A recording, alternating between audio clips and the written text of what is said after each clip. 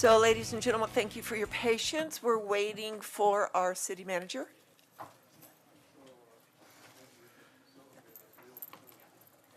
And city attorney.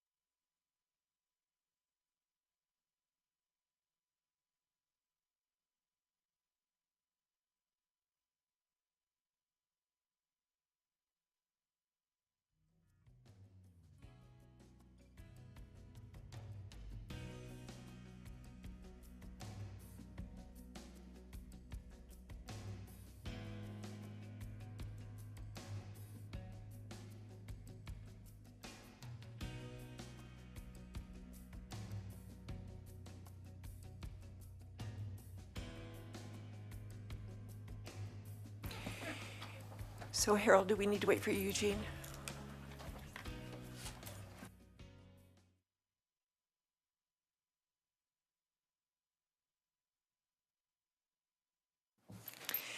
Good evening, everyone, and because there are very few people watching when we get to councilor comments, I would like to wish everyone in the chamber as well as viewing with live stream happy holidays and a happy new year. So knowing that, I would like to call the December 20th, 2022, the very last meeting of this year, Longmont City Council regular session to order. So we have returned to in-person meetings, but masking is not mandatory, but if you feel you need to wear one, then you may do so. We are live streaming this meeting.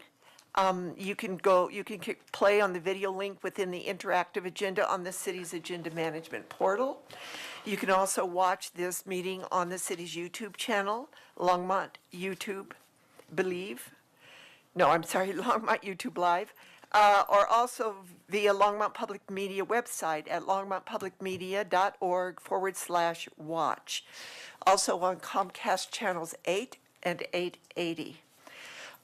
May we have a roll call, please?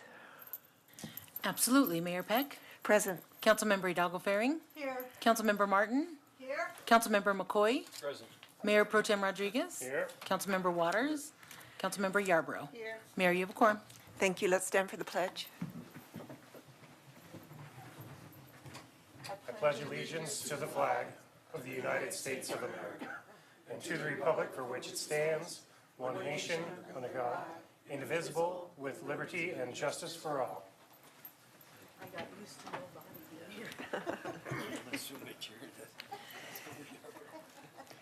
Anyone wishing to speak at first call, public invited to be heard, will need to put his or her name to the list outside the council chambers.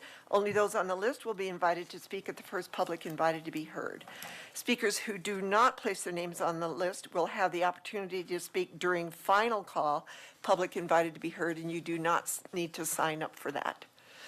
Anyone wishing to speak on an item on second reading or public hearing items, you're asked to add your name to the speaker list for each particular item. Two speaker is limited to 3 minutes, and we would like you to give us your name and address. We have two meeting minutes to approve of, the November 29th regular session minutes. May I have a motion for that? I'll second. So it's been moved by Councilor Waters to approve the November 29th regular session minutes, seconded by Councilor Hidalgo-Ferring. Let's vote.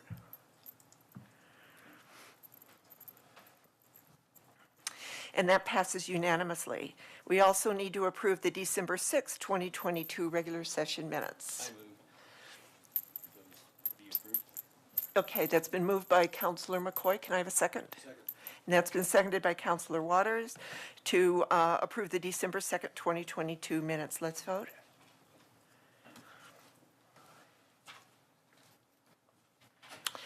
Thank you. That passes unanimously. And now, City Clerk, do we have any agenda revisions?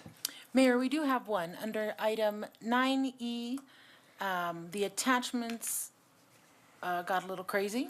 So staff wanted to just clarify that council will adopt the second resolution in the attachments, which is the correct version, that repeals Resolution 2022-170.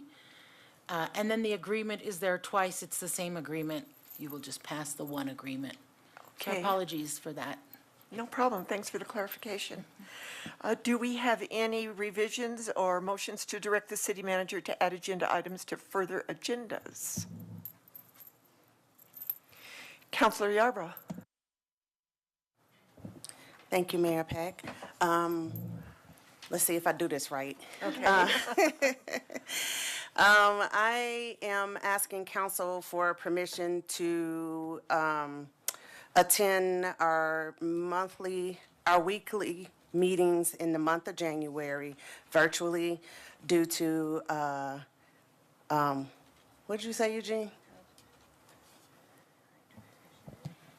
Mayor and Council, Eugene May, City Attorney. So I understand that Councilmember Yarborough will be out of the country during January, but would like to participate electronically.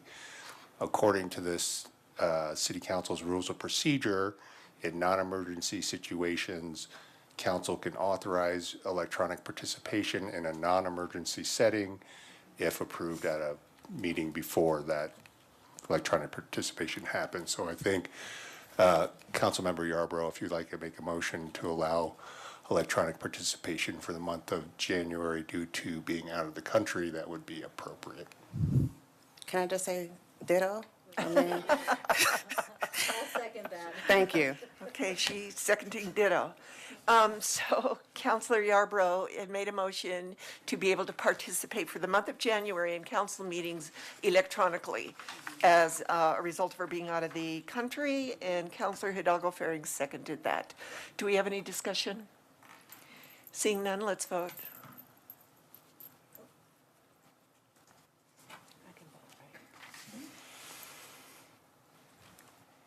Thank you. We expect a detailed report. Thank you.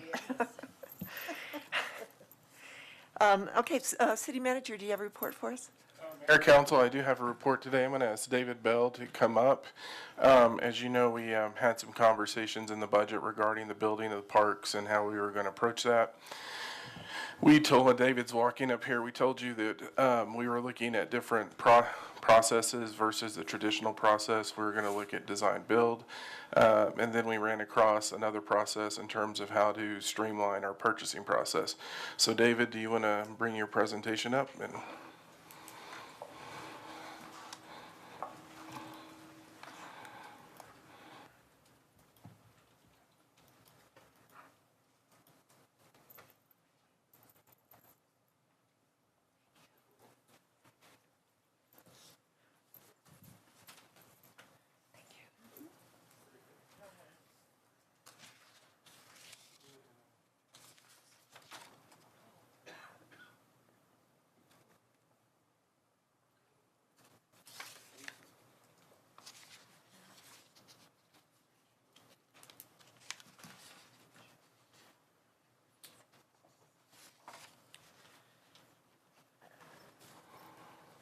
Don, did we lose it?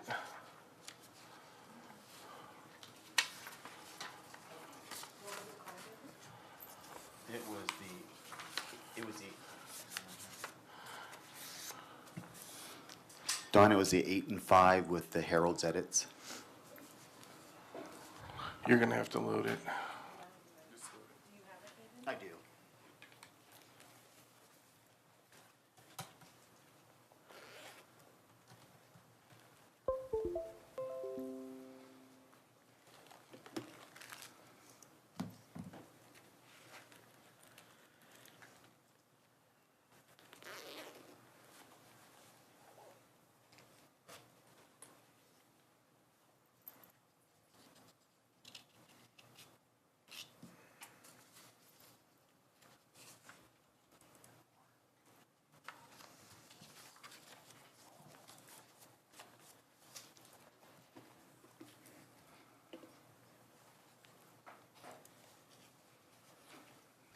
All right, thank you. Mayor, Council, sorry for the technical difficulties there. So we've actually kind of termed this project 8 and 5. Harold's direction was we wanted to see how we could get more things done in a more efficient process, and he talked about a couple of ways we looked at that is our purchasing process and the way we manage projects. So we're committing at this point to try to get 8 projects done in 5 years. We've looked at this and kind of looked at what the community's been looking for, what has kind of been hanging out there, which council members have been having to talk to the community about and saying we are really kind of tired of going back and say it'll be on next year's budget, but we really can't get to it. So we have identified Fox Meadows Neighborhood Park, Clover Meadow Neighborhood Park, the synthetic turf and the sports field at Dry Creek, ball fields at Sandstone Ranch, Dry Creek Master Plan Phase 2, completion of the Quail Campus Master Plan. As we looked at that, that's when I probably have to come back for a master plan revision because that was slated for some other activities out there. Those are still ongoing as far as what we're doing as far as our larger rec plans, but we feel we could do something there with pickleball pretty easily and incorporate it into the existing courts out there. The Union Loop Trail, and then the St. Vrain extension to the west, which is Phase 12, and that goes out from Walden Ponds out to Airport Road and then onto the county properties at Pella Ponds. Also want to make sure that council and the public recognize we have ongoing projects as well right now. Nino Gallo Park, Button Rock Master Plan, St. Vrain Phase 13, which is going out to the state park, Lou Miller and Kensington restrooms. So those are not going to get dropped. We're going to continue to do the work we have on our plate right now while we're trying to move forward this new process. We also have things in the queue after that, and as those come up, Harold has looked at those and said there may be opportunities if this new process works. We would take that process and apply that to those. But again, want to make sure that people and the community recognize that we're not dropping projects by picking up these 8 and 5. To help expedite the process, we looked at how we could go from our typical process to a design-build process. So some of our staff members have gone actually out of state to go to design-build conferences and how you can actually incorporate the design and the build process, same contractors bringing in high-quality people. So that's going to be a change for us. We have used it in the city before, so our purchasing group is aware of that, but it is a change for the way that parks have been built in the past. The other piece that's going to be interesting is the best value approach. This is something that really is fairly new. I think Harold has had some involvement with it. Valerie in purchasing has had some experience with it, but really to the city it's going to be a new process. It's a best value approach, and it really is looking at bringing in vendors that don't apply the way they have in the past. They come in with their best employees, their best ideas, and they sit down, they get one employee to talk to city staff about what our projects are and tell us how they're going to do it in a way that gives us a price and a timeline. And they're then in that idea that it's going to be the best people coming to do the most work at a high value project that the city's putting out there in front of them. Harold, if you want to jump in on these, if you have a little more background on that process. Yeah, I think, so on this one, I think there's a few things that we were seeing, and when we talk about this, what was the process we used before versus what is this? What we were really finding is that the process that we've used for years and years actually is a fairly lengthy process to get through in terms of the time it takes to go through the bid process, the time it takes to contract, and then the amount of work that individuals can really take on and look at the staffing. When we started this and the requests were in budget, I talked about this earlier with some folks. So you go, well, if it's broke, fix it. If it's not broke, don't fix it. There's also a way to evaluate what you're doing and are you doing things in the best approach that you possibly can. And that's really the question that we were asking is how do we do this faster and how do we manage the budgets in this process? And so when you say 8 and 5, it's really more than 8 and 5 because when you look at the projects we're already working on, those are going to be completed also within that time frame. So we're absorbing a lot more work than we normally have absorbed by utilizing this design build process and then this approach and the best value approach. And it's really akin to when you look at how we've approached the example I use for David in this group, it's if you look at how we approach the development of some of the housing on the affordable housing projects and you go, how were we able to move so fast?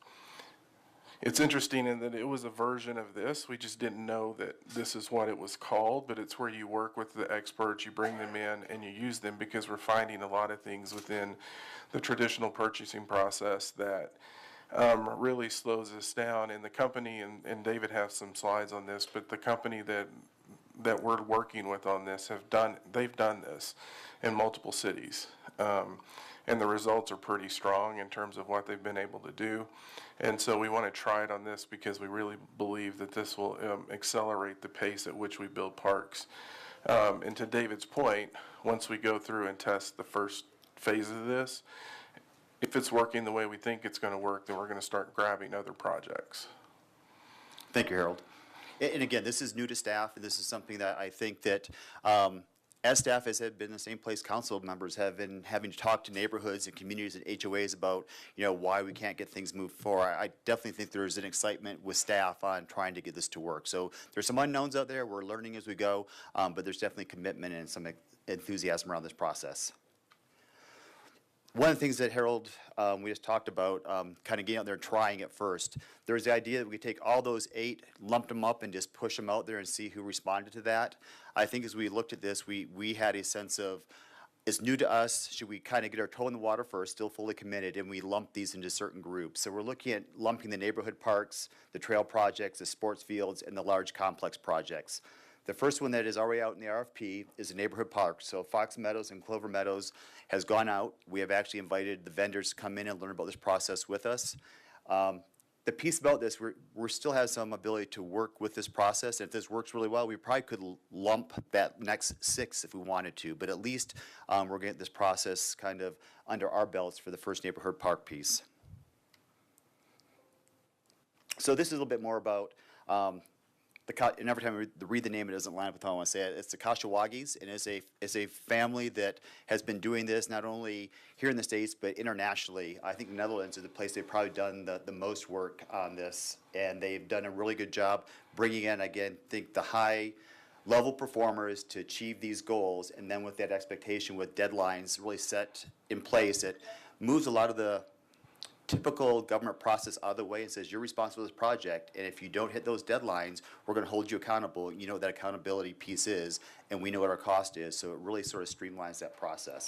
And to give you a sense, so when they were looking at Arizona State, where this was really, they did a lot of work on this, they found some interesting things. At Arizona State, people who bid on the projects automatically added 4% to their bids, because of the complexity and the process that they were going to have to go through to do this. They also, in their work in multiple cities, also found that when you bid it out and you work through a process to where you're highly involved in this, you tend to not get the best expertise that you can from those companies, and they tend to give you who follows directions really well versus who's really the leaders in those companies to go in and manage the project. And so they have a tremendous amount of data on what this looks like. And one of the things that caught our attention was Roseville, Minnesota. They had a lot of park rehab projects.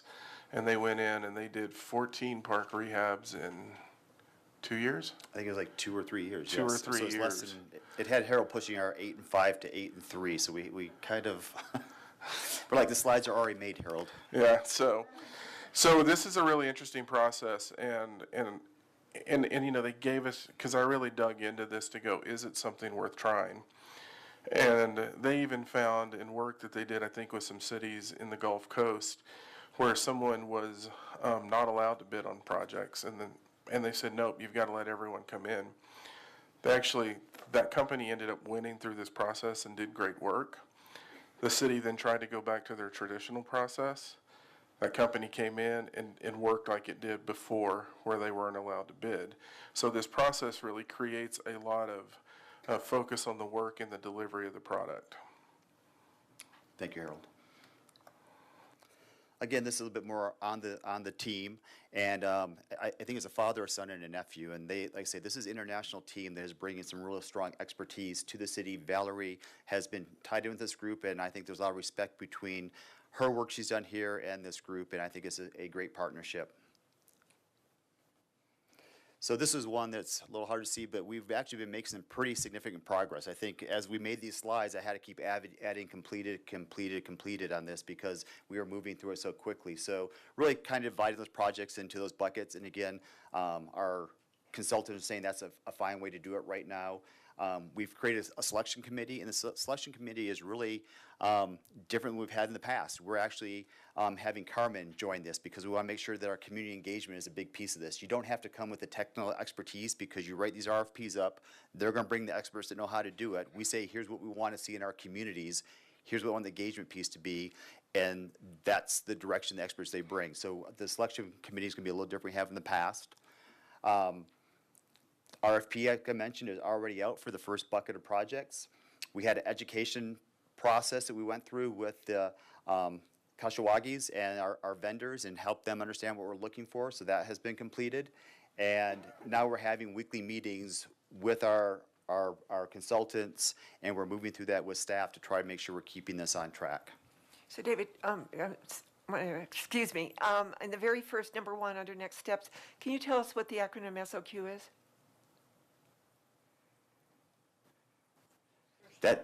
That's probably a Valerie piece, and I'm losing right now. Oh, okay. Standards of qualifications. Oh, thank you. Okay. Yep, that's exactly, it saves us loads of times. Valerie was very clear on that, so that was a piece that she was happy about. One of the pieces that Harold's been, and Joni's not sitting here tonight, but we have had a lot of support, and there's been questions from the community and from council members. How do we get this work done with the staffing we have right now? So Harold's working with staff to recognize that we're looking at this 8 and 5, plus our existing work, and there's always those pieces that come up, and he recognizes that too. So working in the city manager's office, Harold and Joni, to see that we right-size this process as we're going forward. And I'll kind of leave it there for now as we work through that. And I'll jump in on this one. So part of what we were seeing is when you look at this process in terms of project management, one of the things that they talk about is that an individual project manager can manage more projects. And they had a ratio of 10 to 1, but we're not sure stepping into this that that's what we want to look at. What this has allowed us to do is by looking at design, build, and looking at best value approach, it's allowed us to look at the positions in a slightly different way. And so we're actually examining utilizing existing funding sources and looking at the capital projects to really build term positions into the budget that match the amount of time that it's going to take to build these projects. And we're going to be evaluating it as we move through phase 1. But what we didn't want to do is bring staffing in, use this approach, hire a lot of positions, and then not need those, because this is designed to work in a different way. And so we're going to be very upfront and look at term positions, and then also talk about how individuals in a term position have opportunities as, you know, other positions grow within the organization. But we'll have a pretty good sense of this as we start moving in through the phase 1, which is the first 2 parks that were on the list. And as Harold mentioned, that 10 to 1 for the city is, you know, as long as I've talked to project managers here, it's been probably a 2 to 1 plus the one-offs. So helping with other projects, it's really, you get one out to bid, then you get construction started, then you get the next one out to bid. So it's really been one project manager with really 2 big projects ongoing, and then the one-offs. So this is a big, we keep hearing the term paradigm shift, and that's what we keep trying to tell ourselves. This is going to be a shift for us in a learning process. Be happy to answer any questions. Counselor Waters. Thanks, Mayor Peck. First of all, thanks for the slides. Thanks for the work. Thanks for thinking differently about how to move a backlog into the field. Could you go back to slide 5, David? That slide. If we were to lay this out in an action planning format or just a spreadsheet, and we've got deliverables or accomplishments or progress, you know, benchmarks by the end of 2023, you could, you know, do it quarterly, but by the end of 2023, what would you drop in a cell for each of those projects by the end of 2023? You don't have to answer that right now, David, because it's probably not a fair question. But I think what we owe to our Parks and Rec Advisory Board, all of our recreation enthusiasts in Longmont, who have been waiting, you know, to see us translate $18 million of backlog into recreation services, an idea of what they should expect. Not as a gotcha, but as an intent. And then it would be a nice opportunity at the end of the year, regardless of where we end up with the intent, to kind of capture what did we learn? Either got us ahead of schedule or were the delays for what we expect to see in terms of benchmarks or milestones by the end of the year. Is that possible? It is, and actually, we've already started talking about it. So if you look at how long it takes just to get through our purchasing and contract process, I think Valerie gave us about a year. Right. To move through those processes. This is supposed to reduce that by 6 months, and that's what they've done in other locations.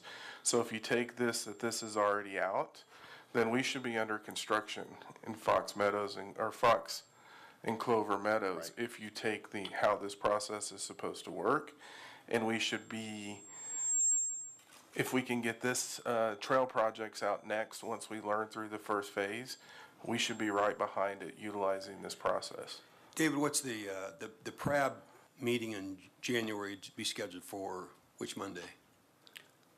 Second, yeah, so it'd be second Monday, and it's, I lost the date on that, but it's, Well, it would be the 8th, Yeah. the second Monday. So January 8th will be our PRAB meeting? Yes. Any chances we could have that by January 8th to share with the So- the benchmarks or targets for the end of the year? yeah, Mayor, Councilmember Waters, Harold's actually asked for, that's a slide that didn't show up here. Harold asked for a Gantt chart on what this looks like. There was two things. In our weekly meetings and progress reports, we have one. It's very detailed. When I put it on a slide. That's why I didn't ask for a Gantt chart. Exactly. So it was tough. So taking that into something else, I think it's going to be fairly easy as taking the data we have.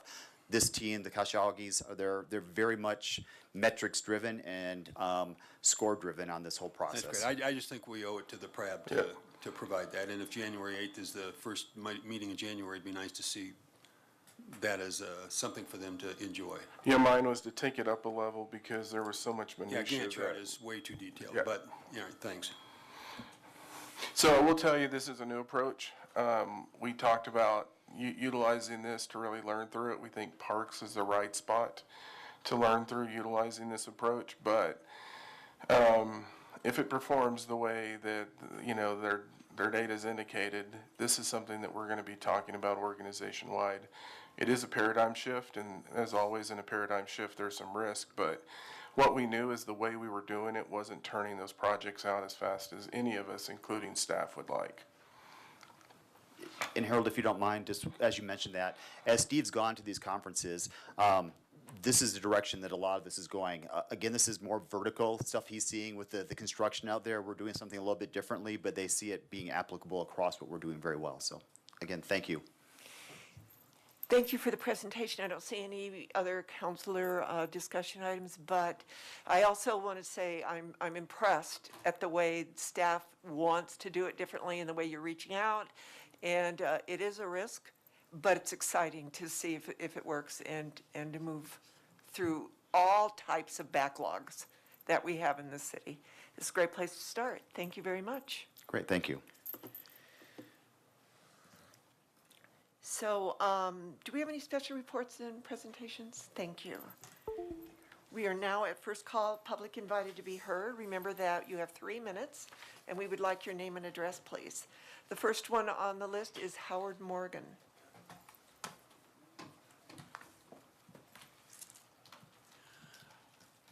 My name is Howard Morgan. I live at 1632 Amethyst Drive, Longmont. I'm the president of the Longmont Owners and Pilots Association, which is the hangar owners, basically. And I've been an investor in the airport for 25 years. What I'd like to say is that the hangar owners, through their lease payments, provide the city with about $500,000 a year to maintain the airport. And we have a recent economic impact study which shows that the airport contributes to the city amount of $60.04 million. Yet we're treated like second class citizens. The latest, we're happy that the voters voted on the city charter to improve the lease terms to 30 years.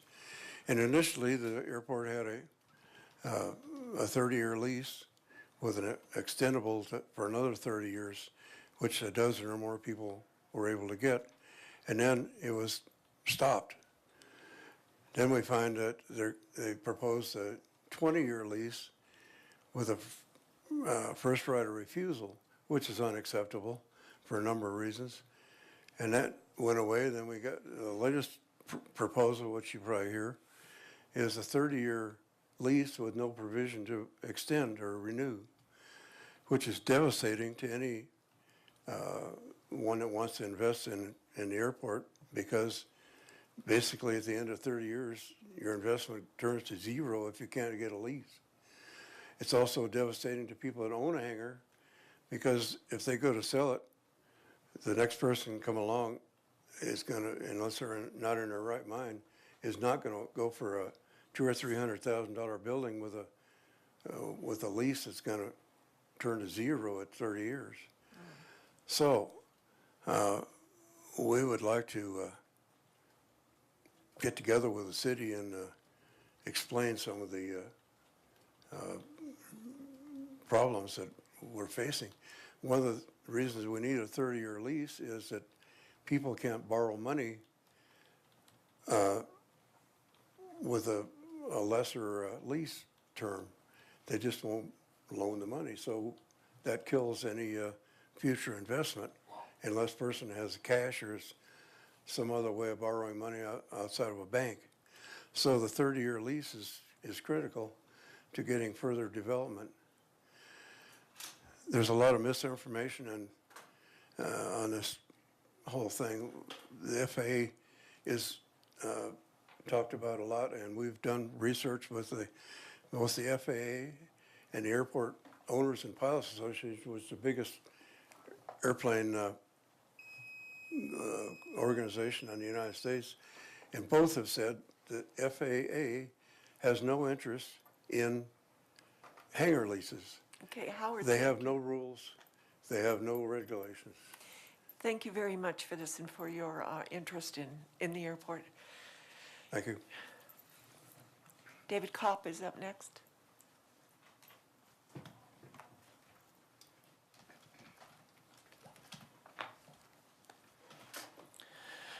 Dave Kopp, 4625 West 99th Place, Westminster. I'm a LOPA officer as well. And I did want to congratulate each and every one of you for the wisdom of offering a donation of the land for the boutique hotel, rather than providing a 30-year lease. This kind of wisdom is exactly what we'd like you to apply to the airport lease, because no developer is going to be attracted by just a 30-year lease with no option to renew. How many of you bought a house and spent $500,000 in knowing that the house is going to be worth zero at the end of that 30 years? Nobody. And that's pretty much where I'm at. As a developer, I've spent $500,000 on a hangar, and I had no intention of expecting it to be zero at the end of that 30-year lease. So I'd ask you to take a good look at that. There's certainly a lot of misinformation. We've shared this at the advisory board. There are information that the airport manager, Mr. Levi Brown, shared looked correct on its face, but there's depth there. For example, Jeffco has a 20 and 10 lease. Sounds like 30 years, but at any point in time, even on the 29th year, you can get a new 30-year lease from Jeffco at the current rate. Same with Greeley, same with Sterling. These are airports that have already tried this, where at the end of the 30 years, it reverts back to the city or the county, such as Boulder did, and they've had to reverse it because they found out they could not attract any developers. Just like you've recognized you couldn't attract a developer on the boutique hotel without some consideration. The FAA does not review leases. You can ask them. Now, they do have a clause in there. It's not a requirement. 30 and 20 is acceptable. 30 and 30 is acceptable. 30 and 20, they say, is recommended. The bottom line is that that misinformation leads you to the biggest decision that has ever faced the airport and the owners, tenants, investors, since in the 20 years that I've been there. You can virtually destroy all the growth for the next 15 to 20 years if you put this in place without an option for renewal on these leases. I know that. Those airports know that, so that's why they backed away from it.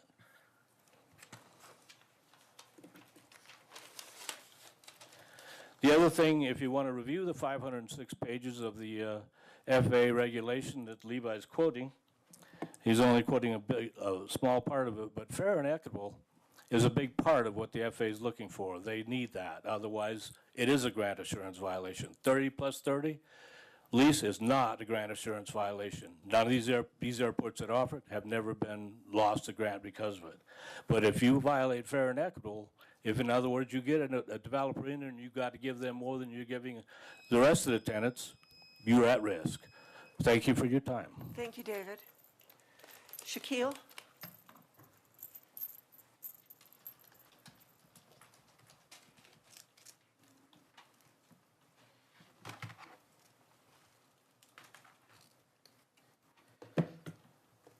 Mayor and members of council, my name is Shaquille Dalal. I live at 219 Francis Street in the Bone Farm neighborhood. My neighbors are NIMBYs, people who oppose the development of new homes. I learned this by reading the signs that say Neighbors for Responsible Development in their front yards, opposing the building of 70 townhomes in an empty field. There are simply not enough homes in Longmont for everyone who wants to live here. And that means that this place is going to become as expensive as Boulder used to be. The only solution is to build more places to live. I'm sure you've heard more people speak against this proposal than for it. That's what's so insidious about NIMBYism. The people who will live in these homes after they are built don't have a voice yet. They can't tell you what the opportunity to live in an affordable home will mean to them. They can't tell you how much it hurts to see a sign that says, "You aren't welcome here." In 1988, my parents packed their 3 children and a few suitcases and moved to the United States. We were immigrants, and we were proud to be Americans. We weren't poor or receiving government assistance, but we were a frugal household because we had to be. We did not have a choice. Back then, going to White Castle was a once-a-year treat, and Mom would still make the fries at home because it was cheaper. Our first apartment had 2 bedrooms, so my sister slept on the floor in one of the rooms, and me and my parents shared a mattress in the other. My babysitter was our neighbor, a farmer named Mary Ann. I loved riding in the combine in her lap. My parents still talk to her every once in a while. When I tell people about my dad's career, I tell them about the 1-hour commute so that I could go to a better school in a more expensive town. That was possible because despite being expensive, that town had a wide variety of homes at a wide variety of prices. I am who I am today because I grew up in welcoming places with great neighbors. By preventing the construction of more housing, my neighbors are doing everything they can to make it more expensive to live in Longmont. They want to keep people like me out of the neighborhood. I know this because I can read the signs. I've heard each and every one of you, Mayor and members of council, speak to the importance of making sure that Longmont is a diverse and inclusive place. You can't do that if a diverse group of people can't afford to live here. Ignore the NIMBYs. They don't speak for all of us. Build on Bone Farm. Thank you, Shaquille. Al Manley? Mayor, council members, Al Manley, 940 Rangeview Lane, 80501.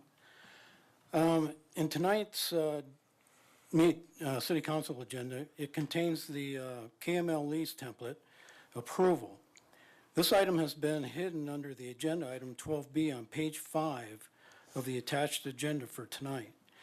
The agenda item is labeled only, a resolution of the Longmont City Council approving the schedule of rates and charges for the Vance Brand Municipal Airport. There's no mention of the much more important lease template issue. However, please read the attached city council item on this 12B. The template is to be approved tonight. It is suggested that this subterfuge or be identified and that the remedy is to remove the lease template discussion to a properly and honestly labeled agenda item at a future meeting. To act on this tonight would deprive many investors at the airport the opportunity to comment on this very critical issue. It's very important to a lot of the investors out there. Thank you. Thank you, Al. Ron, and I'm going to destroy this last name. What does it say? Ron Krenzel, 1291 North 61st Street, Longmont. Thank you. I'm speaking about 12B, the Longmont issue. Al just quoted from the 12B agenda item. We all thought that it would be more specific and defined that the lease agreement was coming due. This has been a battle between the Airport Advisory Board and the city for some time. I think at the last advisory board meetings, the advisory board members just gave up.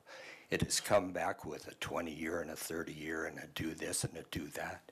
And during that meeting, the city attorney couldn't answer many of the questions which the airport users and the airport owners had about specific questions that were not addressed in this lease. And as Al just said, we really wish you would take this off the plate for tonight and make it more transparent and understand it more. I've been a supporter and a user of the airport for over 30 years, and I don't know how much you all know about the airport, but you have to know it's the most used general aviation non-towered airport in the state of Colorado. And it is also the least federally funded airport for its size in the state. It has got less federal funding than any other airport in the state of Colorado. We have fought for years to change that, and we hope that your attitude and your understanding of the airport will be appreciated. Thanks. Thank you, Ron. John Logren? Thank you.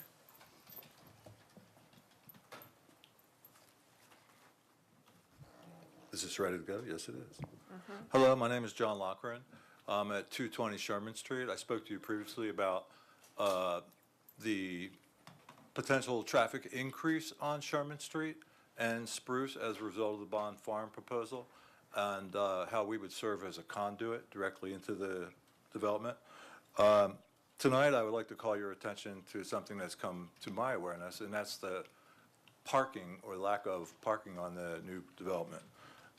Which would then, with the cars were parked on the surrounding streets, that's going to only exacerbate the problems caused by the additional traffic flow. The current proposal calls for 2 required garage spaces per unit with 6 disability spaces throughout the development and 13 new spaces on Spruce, which meets the code of 2.25 required spaces per unit in that zoning. Under the current code, only 2 registered vehicles would be allowed to be parked in those garages, and the garages would not be allowed to be used for other purposes, according to my understanding. I have some neighbors, they just are moving one of their dads into a nursing home. So they have his van out front, right, which is fine. Then they also have their regular cars, one out front, one out back, and their garage is full of his stuff. And that's understandable, and that's life. And I would just ask you, how would the new residents of the Bond Farm deal with those life issues? Because they can't keep their stuff in their garage, and they can only use it as parking. And then there's not enough overflow parking. My supposition would be that the new cars will end up on the adjacent streets. The 13 streets in front of Spruce would not be enough for the overflow. And again, as you're aware, we already have the bar patrons that are coming on the north side of our street. Who would enforce the use of garages to be used for registered vehicles only? And how would visitors to the proposed park be accommodated? And would they be able to use the disability spaces that are reserved for people on the site, because they are private streets as opposed to the public streets where we live. Residents of the Bond Farm neighborhood are not opposed to development. Rather, we would embrace a development that would be integrated and flow with our own grid system of streets. We have public streets and parking, and we have streets that flow to another place rather than those that leave the same way that they all came in, which is only just putting more pressure on the hose. So if it were an integrated development into the community, we wouldn't have to have a 30-foot setback and a berm around the whole place. So I would just urge you, as the other gentleman who just spoke, to make it an integrated parts. So it's win-win for the neighbors, the developer, and the new residents. Thank you, John. Jorge Herrera.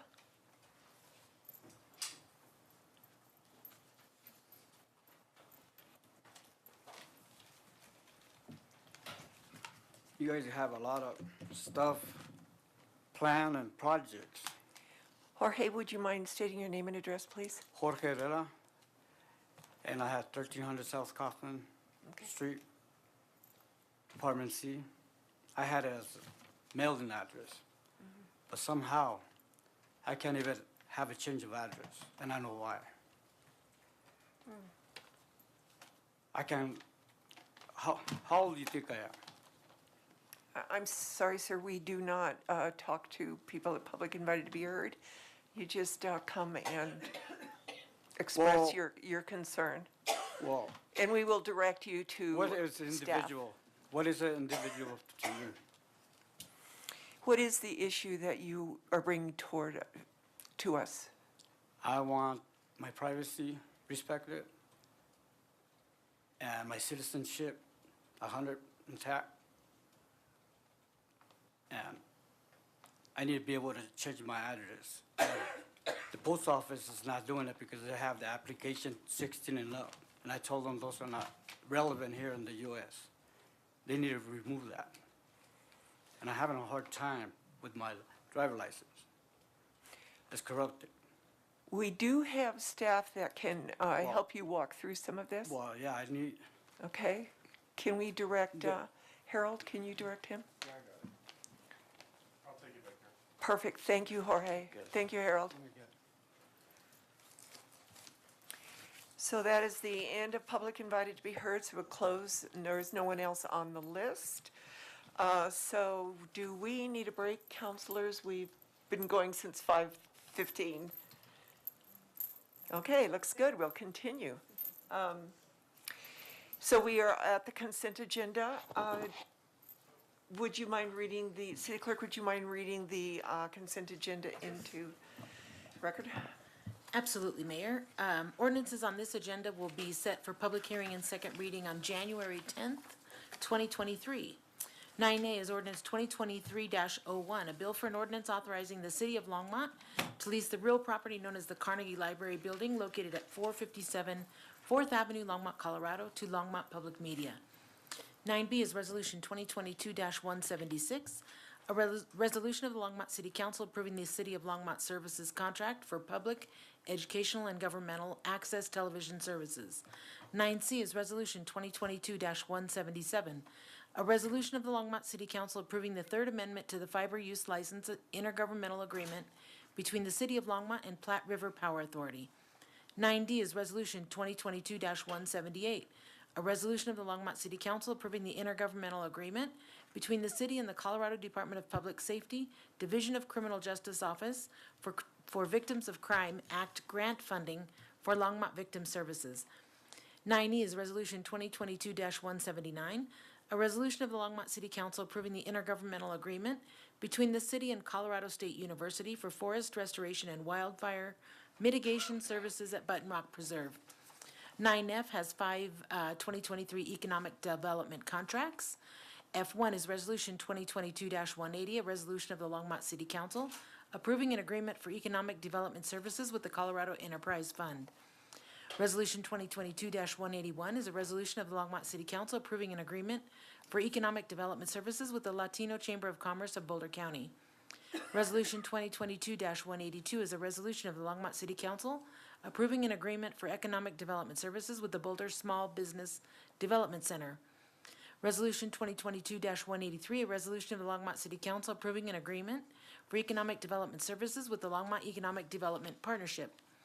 Resolution 2022-184 is a resolution of the Longmont City Council approving an agreement for economic development services with Visit Longmont. 9G is accept 15 capital improvement program amendments approved by the city manager And 9H will adopt the 2023 City Council meeting schedule. Thank you, Don. Do councilors want to pull any items off of this consent agenda? Councilor Waters. Thanks, Mayor Peck. I'd like to pull item 9F. Okay. Seeing no one else in the queue, Councilor Waters, you want to make a motion to approve this? Oh, Great. gotcha. There you go. I move the consent agenda after having withdrawn item 9F. Okay, it's been moved by Councilor Waters to approve the consent agenda, seconded by Councilor Yarbrough. Let's vote, please.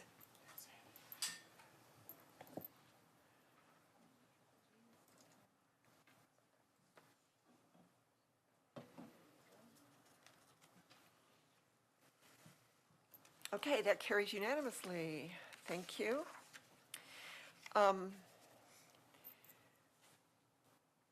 So now we are going to open the public hearing on ordinances on second reading. We have, hold on for a moment.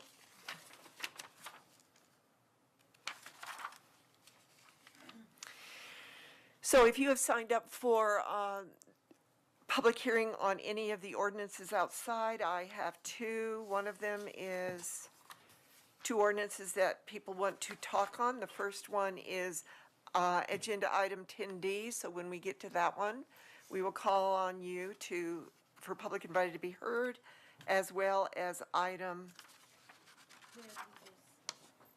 pardon me? I believe your sheets might be out of order. 10A are the 3 rate items.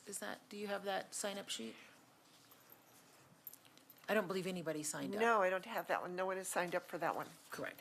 Yeah, I was only reading the ones that people signed up for. Gotcha, Okay. But thanks for correcting me. I can always use that. So ordinance is on second reading. 10A is an ordinance to adopt updated electric and wastewater rates and to update CARES rebates. Public hearing and second reading on the following 3 rate and rebate ordinances will be held on December 20th, 2022. Do we have any questions from council on these 3 ordinances? They are 2022-48, 2022-49, and 2022-50. Is there anyone that wanted to? Yes, we have 2022-50. He was the one Oh, I'm sorry. This was Jorge. I don't think he wants to speak on this. No, he doesn't want to speak on this one. All right. So to councilors, I will read these. Since there is no one on the public hearing, I will close public hearing on the 3 ordinances for water rates, updated electric and wastewater rates. 2022-48 is a bill for an ordinance amending Title 14.32 of the Longmont Municipal Code on rates and regulations governing electric services. Do you want to deal with these separately as you read them? I would for the residents, yes. So, Councilor Waters. So we'll deal with them as you read them? Then I'll Yes, move please. approval of ordinance 2022-48. Thank you. All right, that's been moved. 2022-48 has been moved by Councilor Waters, seconded by Councilor Martin. Yes, let's vote. And that passes unanimously. The second one is 2022-49, a bill for an ordinance amending Chapter 14.08 of the Longmont Municipal Code on sewer user charges. Do we have any, well, I asked for public hearing on all of these, but do we have any discussion from council? Seeing none, I would like a motion on 2022-49. I'll move approval. Okay, so that's been moved by Councilor Waters, seconded by Councilor McCoy. Let's vote.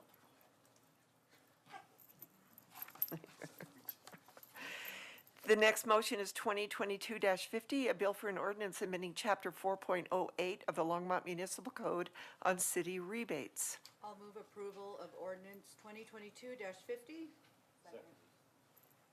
So the 2022-50 has been moved by Councilor Hidalgo-Faring, seconded by Councilor Yarbrough.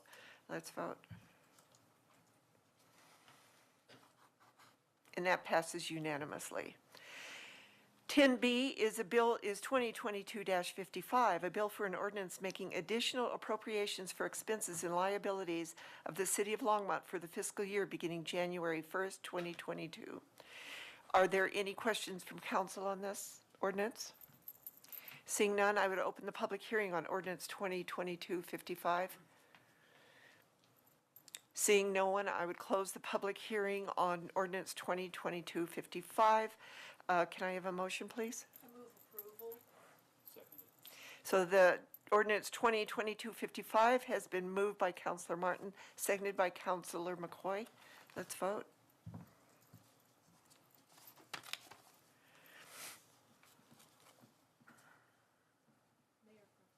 Sorry, I don't have one. I'm an aye. He's an aye. So that passes unanimously. Thank you. 10C is 2022-56, a bill for an ordinance reducing the utility billing CIS fund appropriation for expenses and liabilities of the City of Longmont for the fiscal year beginning January 1st, 2022. Do we have any questions from council? Seeing none, I'd like to open the public hearing on 2022-56. Seeing no one, I would close the public hearing. May I have a motion? I'll move ordinance 2022-56. Second. So that's been moved by Councilor Hidalgo Faring, seconded by Councilor Martin. Let's vote.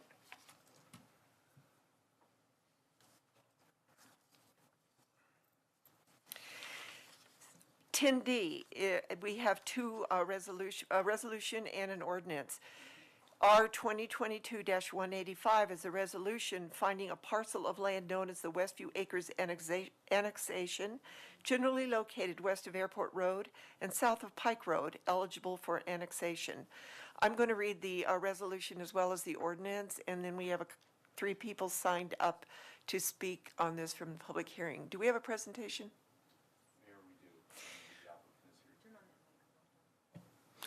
Yes, Mayor, Yes, Mayor, we do have a presentation both of staff and the applicant tonight, please.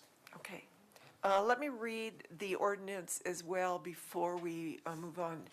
Eugene, do we need to do these separately, or can we do the Westview Acres annexation? I think we do it separately. Separately would probably be better. Okay, so let me read the ordinance and then the presentation, and then we'll vote on them separately. So the ordinance is 2022-57, a bill for an ordinance conditionally approving the Westview Acres annexation and concept plan, generally located west of Airport Road and south of Pike Road, and zoning the property RSF residential single family. Thank you. Now we can have the presentation, please. Thank you, Mayor, members of council. Don Burchett, Planning Manager for the City of Longmont Planning and Development Services Department. I'm here tonight to quickly go over a presentation for the Westview Acres annexation. In the back tonight, we have Jim Engstedt, Public Works Director, is here as well in case there are any questions that you may have regarding the project. This is for annexation and concept plan, so I will go through and talk a little bit about some of our requirements as well as some of the items that you need to act on tonight. The one thing that I do want to make sure the council is aware of is that annexation is discretionary, and it is a choice that the council gets to make of whether or not to annex property into the City of Longmont. So tonight, as the mayor read, we have the resolution first, which is the state statute required notice of annexation that basically makes a finding that the annexation is eligible and meets state statute requirements for annexation. I'll give you the ending quickly on that, and that it does meet the state statute requirements for, as is required under state statutes. And so the resolution, as it's proposed, would be appropriate for the council to consider approving. Approving this resolution does not annex the property. It just makes a finding that the council has determined that it's eligible for annexation. The next thing that the council will need to do after this presentation is hold a public hearing for the public to speak to this item, and then finally consider annexation of the property under ordinance 2022-57. really, oh. Uh-oh. I have to go here. There we go. Up on the screen really quick is an aerial. On the right, the pink dots outline the properties that are being considered for annexation. To the left is a copy of the City of Longmont Comprehensive Plan. The arrow points to the area surrounded by blue, which is proposed to be annexed. What you will notice on there is that the property is adjacent to Airport Road on its east side. It runs north and south adjacent to the property. The area itself is identified as single-family neighborhood. That's the yellow that is on the comprehensive plan, the darker yellow. And then the properties to the south and across the street of Airport Road to the east are rural neighborhood. The rural neighborhood properties are allowed to develop at 1 unit to the acre. The properties in yellow are allowed to develop between 1 and 8 units to the acre. There are 2 existing homes on the property that's under consideration. At this time, the applicant is proposing to preserve those homes and to reuse those as part of the development to retain some housing stock. I'll let Mr. Bestall kind of walk you through more of the details of the application of what they're proposing with the concept plan, but in general, the property is 7.6 acres. The developable land is 6.83. Airport right-of-way that we're annexing in so that the city has control over that is a little over half an acre. The proposed zoning is residential single-family. They're proposing 22 lots with varying lot sizes of 5,000 square feet up to about 28,000 square feet. The density that's proposed for this neighborhood is 3.2 dwelling units to the acre. On the screen right now is a copy of the utility and concept plan that city staff reviewed. This shows how the applicant is intending to lay out the development. You can see the existing homes in the middle that are being kept on their own lots, and then the additional lots that surround the property. City did do review through our development review committee. We looked at state statute requirements. We reviewed the general criteria that are required to be found. We also looked at the traffic analysis that was done and the environmental reports. And then we also looked at the utility and drainage for the site, as well as making sure that we can provide emergency services to this property if it is annexed and developed in the city. The annexation review process, the council referred this back in the first half of 2021. The neighborhood meeting for this property happened in 2021 as well, back in the summer of 2021, and the application was submitted formally in November of 2021. The DRC process with staff review lasted until we took it to the Planning Commission hearing in August of this year, and the Planning Commission, as you'll see in a minute, recommended approval of the annexation with conditions, 4-1 at their meeting.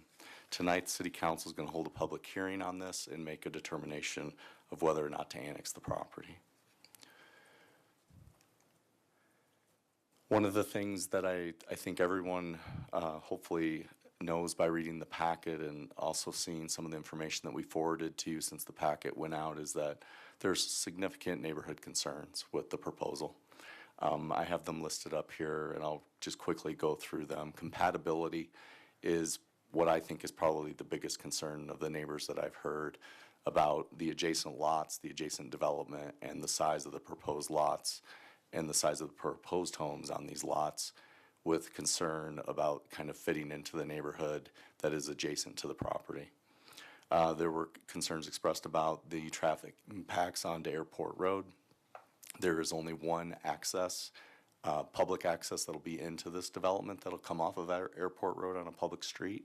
That is allowed. We also have a second way in with an emergency access that meets our requirements per the emergency services group.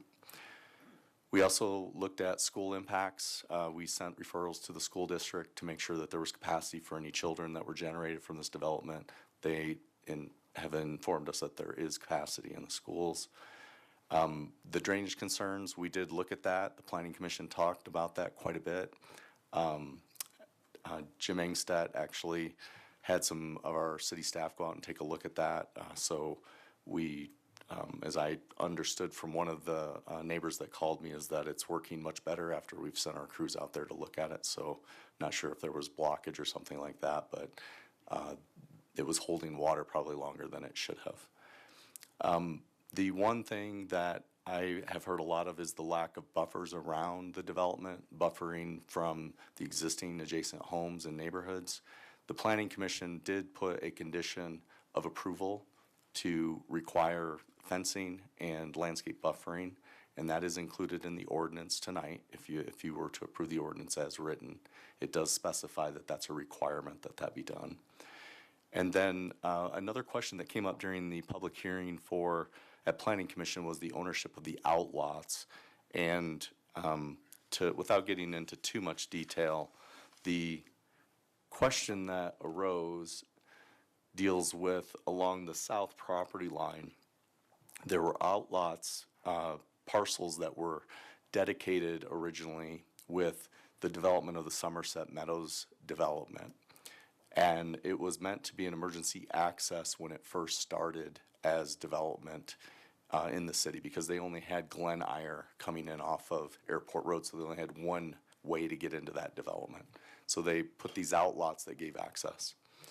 Basically, the question was who owned them. And so the Planning Commission, after hearing concern expressed, asked staff before we brought it to the City Council to determine that the ownership was correct. Our legal staff reviewed that. We reviewed all of the information provided by the applicant. We asked for any of the neighbors that had concerns or felt that there was something different for them to submit that information to us. We didn't receive anything. We reviewed the information that was provided by the title company, reviewed the information from Boulder County, and reviewed the state statutes, and we believe that the ownership is correct, that it is owned by the applicant, and that issue has been taken care of to our satisfaction.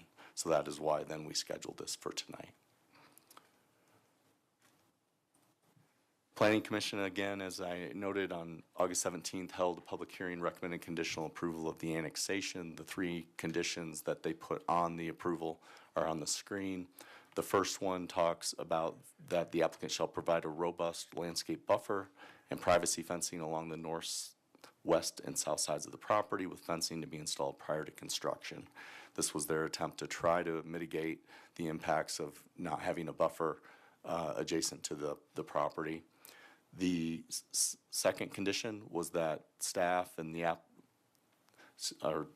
applicant shall consider the existing drainage issues on the site during the plat process. We will obviously review more detailed drainage reports and studies as we get in through preliminary plat and final plat to construction drawings. And then the last item was the ownership of the outlots, which again we investigated and feel has been addressed. The approval came from the commissioner recommendation was in PZR 2022-8B, and again 4-1 vote on that. So tonight, I'm just about done here, but after Mr. Bestall makes his presentation, you'll want to hold a public hearing, and then you'll want to consider the resolution for finding the property that is eligible for annexation. And then after that, consider the ordinance for annexation. And the ordinance, as written, includes the two conditions, one related to the buffering and the fencing, and then the other is the submittal of a drainage report in accordance with City of Longmont design standards and construction specifications. So we would make sure that that is documented and required when it comes in for a preliminary plat, final plat. And that is my presentation. Apologize for the length of time. Can I ask you one question, Don? Yes, Mayor Pack. On the outlots, this is just my ignorance of what an outlot is. Yes. You mentioned, if I understood you correctly, that that was a way for people to exit the development? It was an emergency access for emergency purposes. If the Glen Eyre, which is up at the top of the screen here where my pointer is, hopefully you can see it on your screen. This was the only way in for the first filing that extended down to this edge to the south. The outlots were located right here along the south of the property that we're considering for annexation. They were specifically for access to these two homes and it was an emergency fire access, an emergency vehicle access to get into this development should Glen Eyre ever be blocked and prevent access of a fire truck. Once Glen Eyre was connected and provided multiple ways out of this subdivision, that access was vacated by the city for emergencies, and then the outlots were then turned back over to the owners. Okay. So Glen Eyre is the way they get in and out of this development? For the people that live close to this property, yes, it is. But they could also go over to Renaissance Drive and go up to Clover Basin and come back across. Sorry. So there are multiple? Yes, ma'am. Okay, thank you. Yes. If there aren't any other questions, I'll load up the applicants. Counselor Waters has a question. Don, thank you, Mayor Peck. While you're on this, on the plat here, I guess this is the concept. This is the utility concept plan. The applicant has a better looking drawing than I had in his presentation, so. Oh, I turned you off. Sorry. I can use my outside. Okay. Yeah, I'm sorry. Can you just turn it on again and let me? There you go.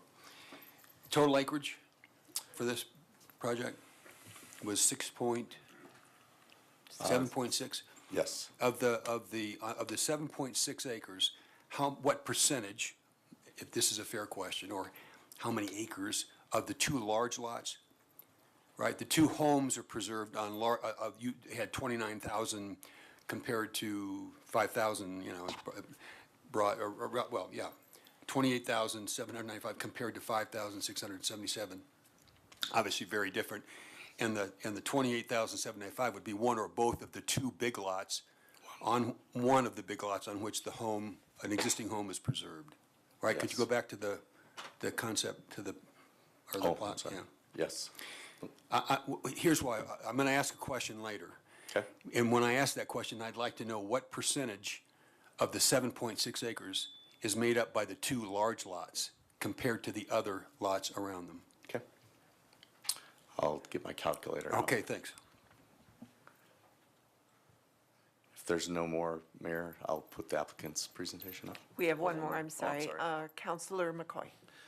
Yes, thank you, Mayor Peck, and Don, good to see you. Good to see you.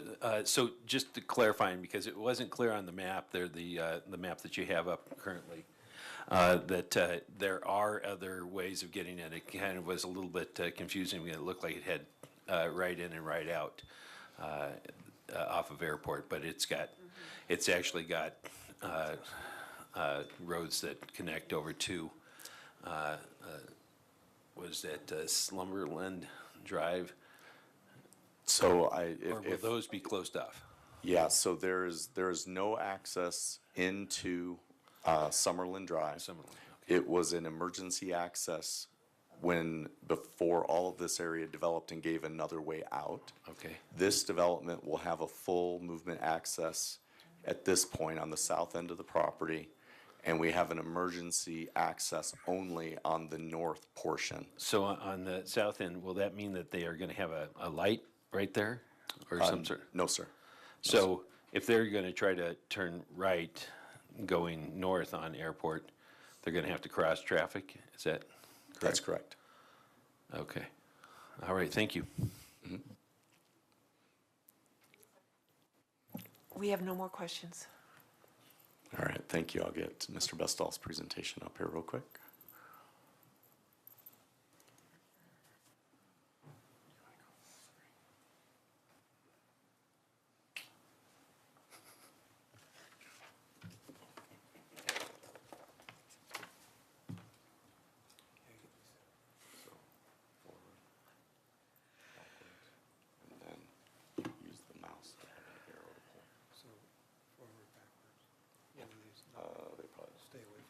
Just use the mouse.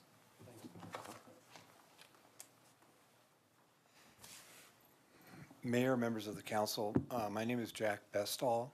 My company is Bestall Collaborative, and I'm here as a owner's representative of this project, which has been several years in the making. Thanks, Don, for your presentation. I'd like to walk through this a little bit and maybe pick up on some of the questions to further clarify, let's see if I can run this now. I think you know where it is on Airport Road. There we go. Staff has already pointed out that it meets the state annexation criteria. I would just mention that we have the contiguity of 42%. It conforms to the land use plan of Longmont and the adjacent zoning, which was that RSF 1, which is a single family. It's in the planning area to be considered by the council, and it's adjacent to service area of Longmont. Looking at it in a little bit more detail, in terms of the municipal criteria, some of the criteria I've listed here. It encourages well-ordered development if you were to annex. It distributes costs of development. It pays its way is a phrase I think we all kind of use. It extends municipal services and facilities in an orderly fashion, and there's a number of points that are sub to that. And it will meet Longmont's environmental requirements. It has septic, for example, on site now. It'll become central water and sewer, and they have wells.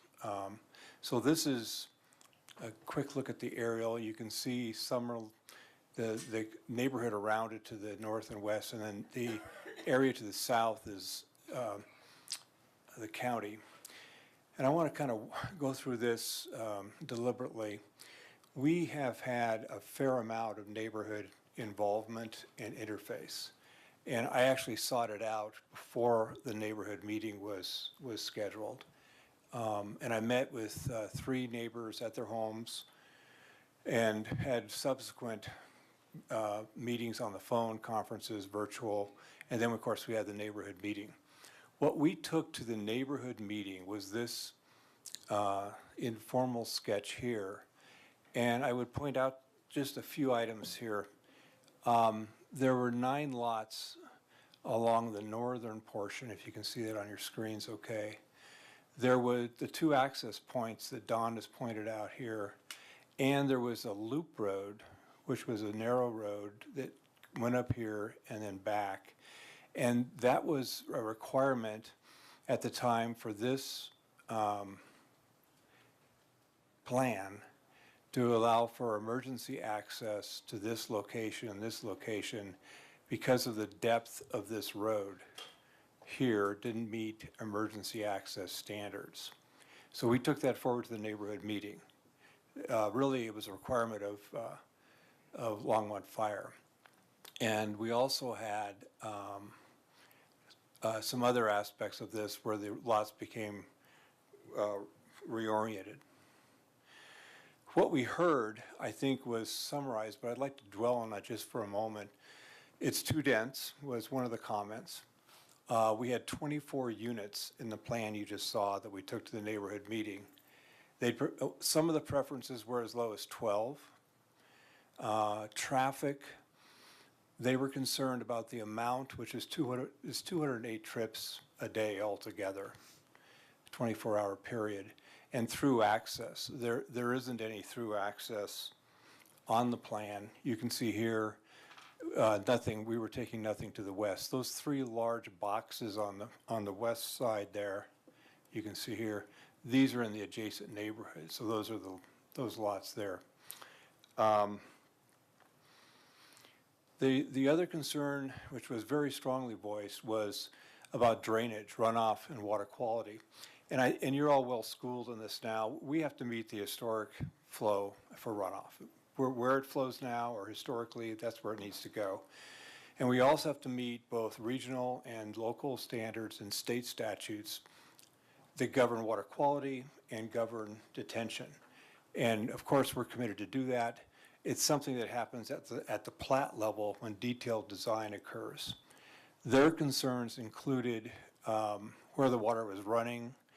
There was concerns about whether it was going in a ditch that was not a drainage ditch and so forth. So I think that we've tried to respond to that. I'm glad to hear that at least from the remarks Don just made, that it's flowing better for them now.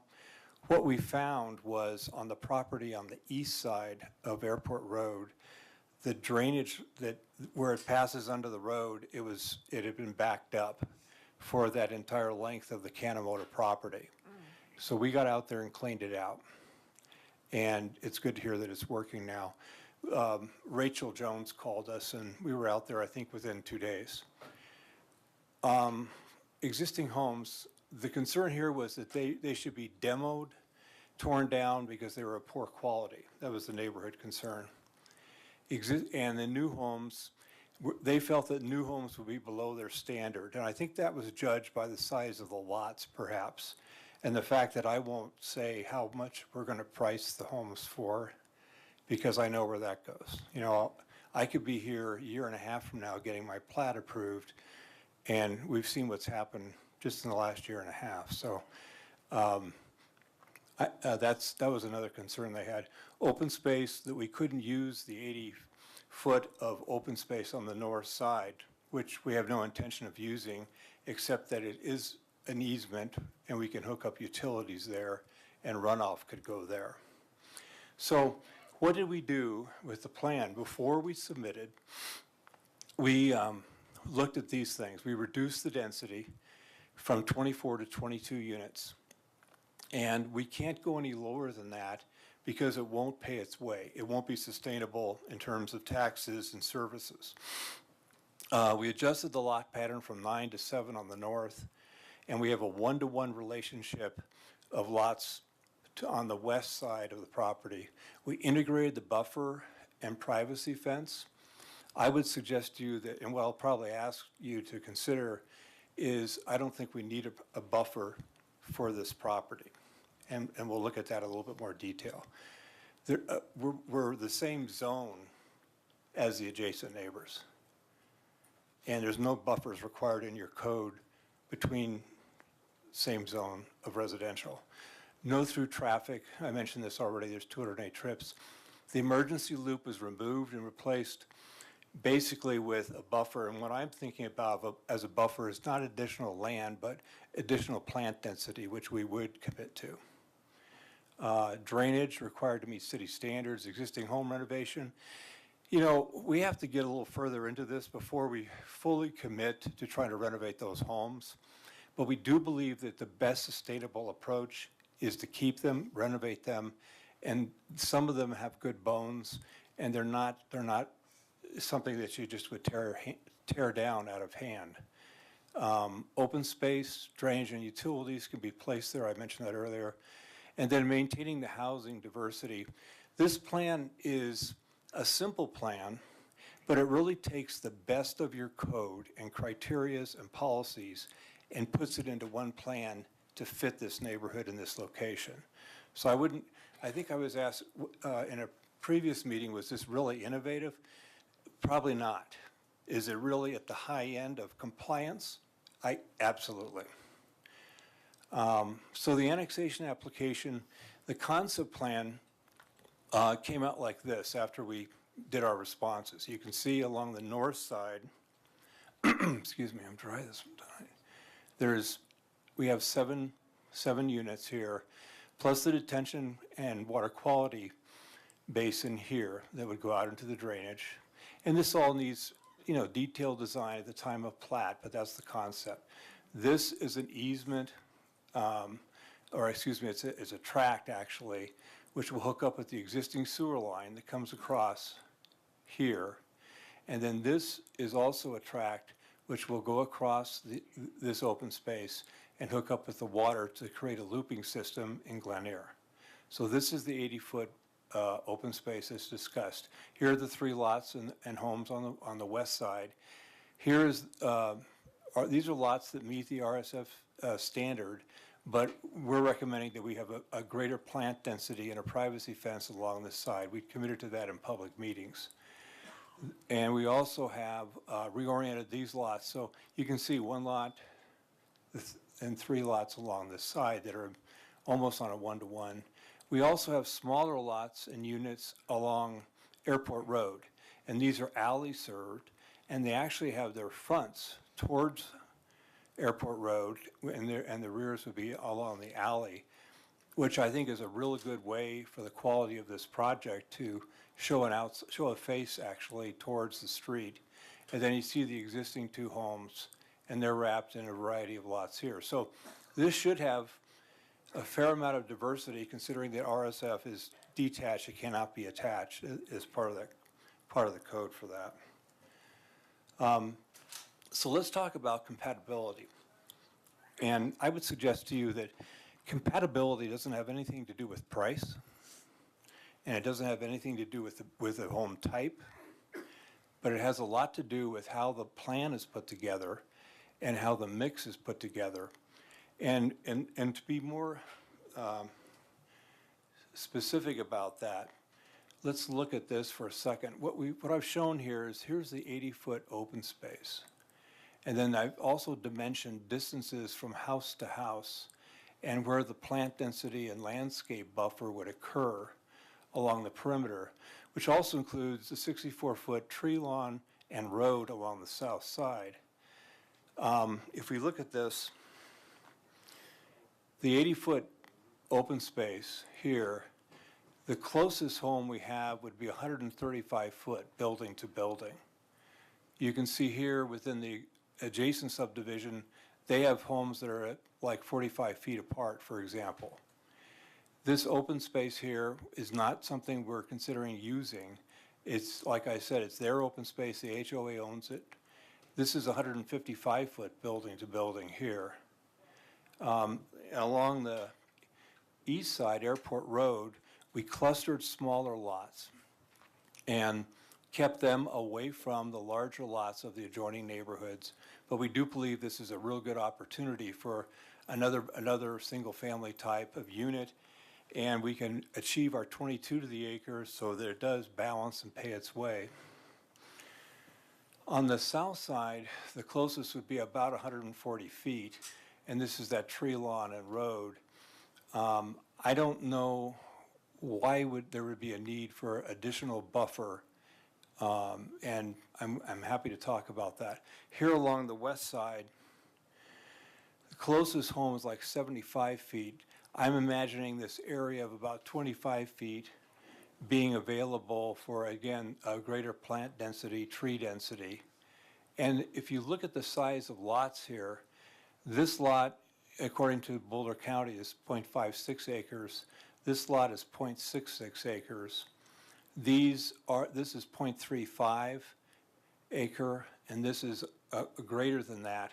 But the size and the adjacency and the way that this works with a one-to-one correspondence, I believe really suggests that this plan is compatible. And we've worked very hard. Now, we could have come in with a lot more density. We could have come in with 40 units to the acre or whatever.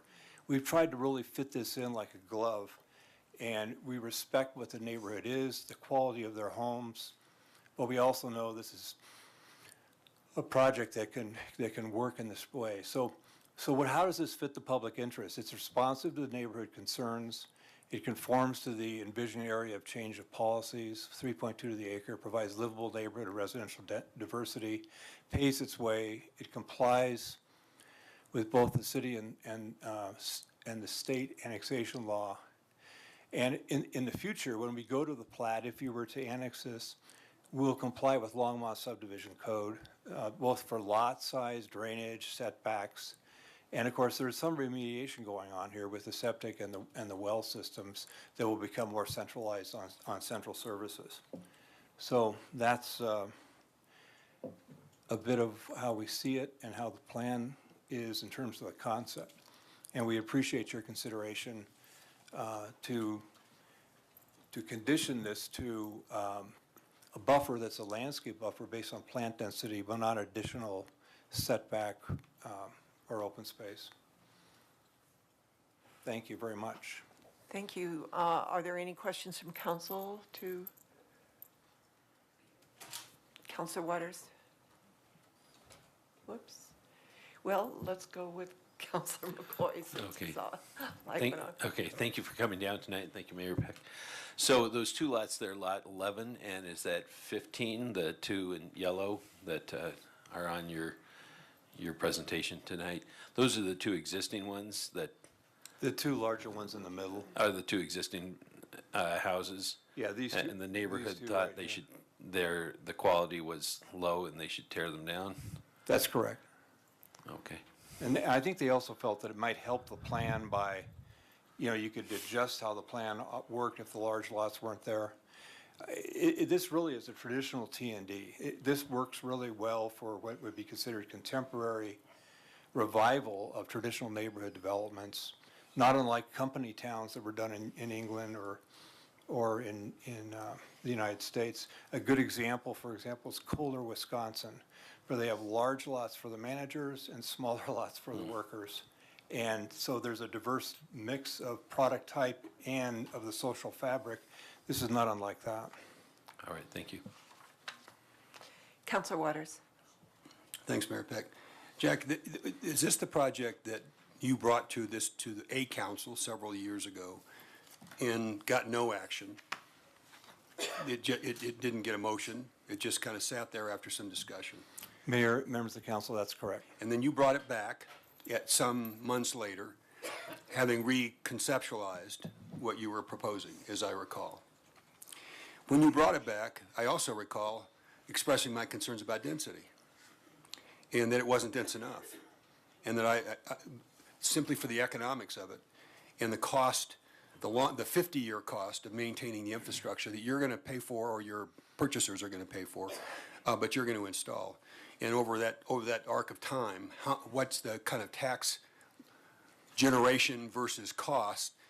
What would that density have to be to pay for itself over 50 years? That's, as I recall, that's how you got to what were the 24 units, and you've scaled it back to 22. Is that correct? Right, that's correct. Mayor, we were at the margin in that 22 to 24. We feel like 24, we did some modeling. We didn't do 50-year modeling. We had up to 30 years. And we felt that it was sustainable in that regard, and we could be a little more responsive to the neighbors and their concerns. Yeah, I would, most of the, many of the developments we have in Longmont that are less dense, I suspect are not, over time, the cost of maintaining the infrastructure in surrounding neighborhoods will be borne by other taxpayers in Longmont, not by the residents of those neighborhoods. I'm not speaking necessarily about the adjacent neighborhoods, but generally in terms of those costs. Yeah. To respond, Mayor, Councilman Waters, that's absolutely correct. I mean, I think that we're right on the edge with this, and as wonderful as the neighborhood is to the west, and I think it's fantastic, I think if you modeled it, it wouldn't be paying its way.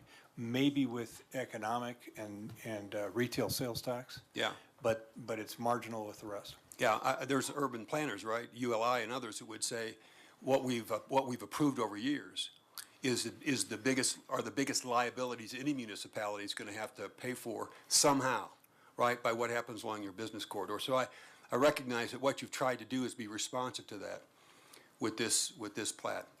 I do have a question. This is of the 7.46 acres. There's a reason for my question. How much of that is in the two big lots? And I see Don behind you. Did you sort it out? It's not 7.6, though. But you want to include the town. I'm included. Go ahead, though, use 7.6. Yeah. Would you guys like to caucus? It's simple math. I had an engineer check this, so we're good. Mayor Peck, members of council, Don Burchett. So what we did is we looked at the two lots that are going to remain with the homes on it. The total square footage for both of those combined came to 52,577 square feet.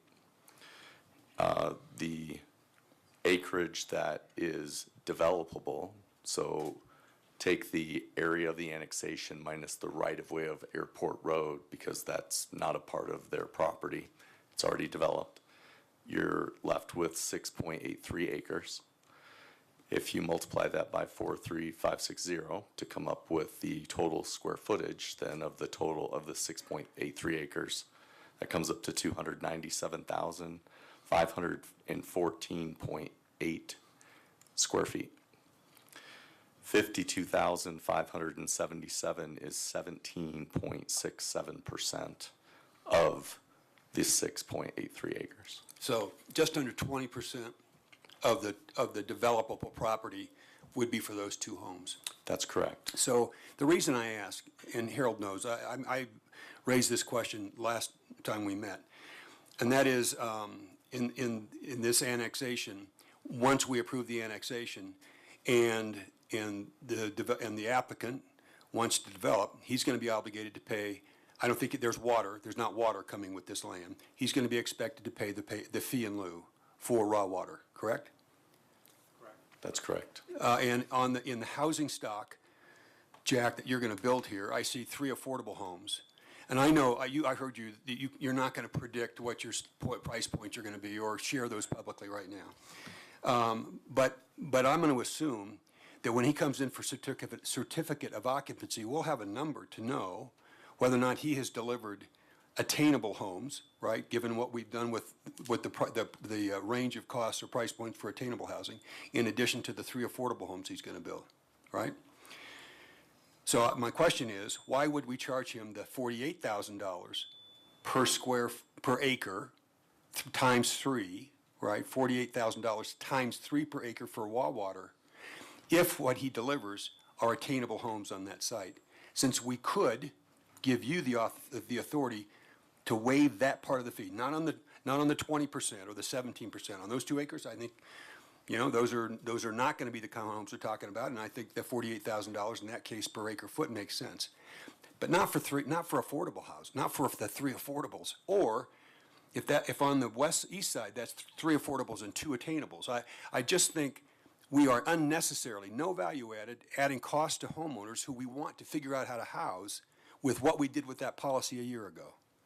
And in the last year, this is the first annexation that's come along since we changed our raw water policy. At the time, I expressed this concern and asked, could you waive this? And the answer was no, not without an ordinance. So my question is, are we going to see an ordinance before there's a transaction in terms of the raw water here to make certain that we're not unnecessarily burdening housing costs wherever he ends up with them, if he can deliver attainable and affordable homes? So the cost of the raw water actually has to be paid at final plat, so we'll start there. And so obviously there's work that they indicated that they still have to do before they get to final plat. Per council's direction, we have been working on a few things related to affordable and attainable housing. A big part of it are the incentives for affordable and attainable that we talked about in the study session this year, soon to be last year. And we're going to present those to you in January. They were actually supposed to brief me yesterday, but my neck hitched up on me and I had to go home. I'm actually getting briefed on both the affordable and You're saying he's a pain in the neck? This was a Don't answer that question. Yeah. But anyway, so I'm actually getting briefed this Thursday on the work that they've developed, and we're going to bring those to you in January. To reiterate what we talked about is, on the ECIF and the SCIF, the fees that we talked about the last time, we said we weren't going to bring an ordinance for those until we brought the package of the affordable and the attainable incentives that council's asked us to bring. So we're going to be bringing that in January to you all, and then move through, based on your direction at that point, we will then move through the ordinance work. And so I think what you're telling me is the answer to my question is yes. That before we start charging developers or builders the $48,000 per acre foot for the 3 acre feet they have to donate or pay us, if they're going to build the housing stock we've said we want to see, we're not going to penalize them. I think the $18,000 that we were charging before we changed the rate is fair. The arbitrary addition of the $30,000 because of what it would cost us to buy into Chimney Hollow never made sense to me under these circumstances. It does under other circumstances, but not when we're talking about the kind of housing that we've said is our objective. So I think I heard you say, yeah, we're going to work that out. We're going to bring council options. At the end of the day, it's going to be the direction that council provides us on that options in terms of what comes back and when it comes back, but you will have options in January. Thank you. Councilor McCoy. Thank you. Don, I have a question for you. Can you give me an example of another development that we've brought in that's on such a busy street that has this sort of, exiting strategy here for the roads. I'm a little concerned about safety there, because I think that trying to cross that at certain airport and going left, going north, would be pretty unsafe. So can you give me an example of one that's kind of in the similar sort of situation on a major thoroughfare like that? And I'm sorry If to you'll catch let you. me, Yeah. Mayor Peck, Councilmember McCoy, if while you're doing the public hearing, you'll let me take a look at the aerial on my computer, then I can answer that after. if I'm that's okay. sorry, I should have asked you No, before. that's okay. I can easily look that up though during the public hearing. That would work. Thank you. Okay, thank you. I can name one right now. Meadowview. Take a look at it. So I don't see any other counselor comments. Before I open public hearing, I do have a question for you, Harold, based upon what Counselor Waters was talking about. When you bring those back to us, my concern is that if we waive the water fees for affordable and attainable, no developer will be paying water fees in our city, because that's what we're building, affordable and attainable housing.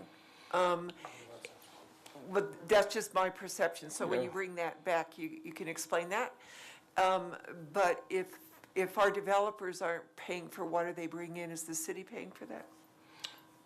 Trying to, if the developers aren't paying for the water. To bring water into their development? So part of that, you know, we do have, in terms of the allowed uses now, and the two allowed uses is affordable and economic development. And so that's what we'll talk to you about in terms of what capacity we have in that. Okay. I think what we're seeing, and obviously we'll get into this in more detail, it really is, when you look at the cost of developing affordable and attainable, the layers of cost that start coming in that make that difficult, but we'll work you through those issues when we bring that to you. Okay, I just wanted to put that out, that I don't understand that, so when you bring it back, that would be great. And I will say, really what we're seeing coming in is more fee in lieu versus development of Right. affordable housing. And also in terms of attainable, there's very little, if any, being developed as well. Okay. And so that's, I think, why we had that conversation in the work session Okay. last year. Thank you. Now, seeing no one else on council that would like to discuss this, I'm going to open it up to the public hearing. The first one on the list is Carolyn Rothschild.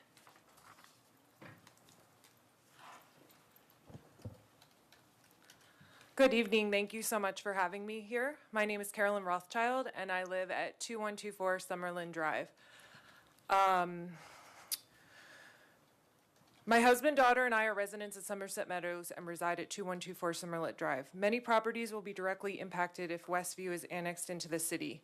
While we and other residents have met with the applicant, the concept plan still has flaws and should be modified further.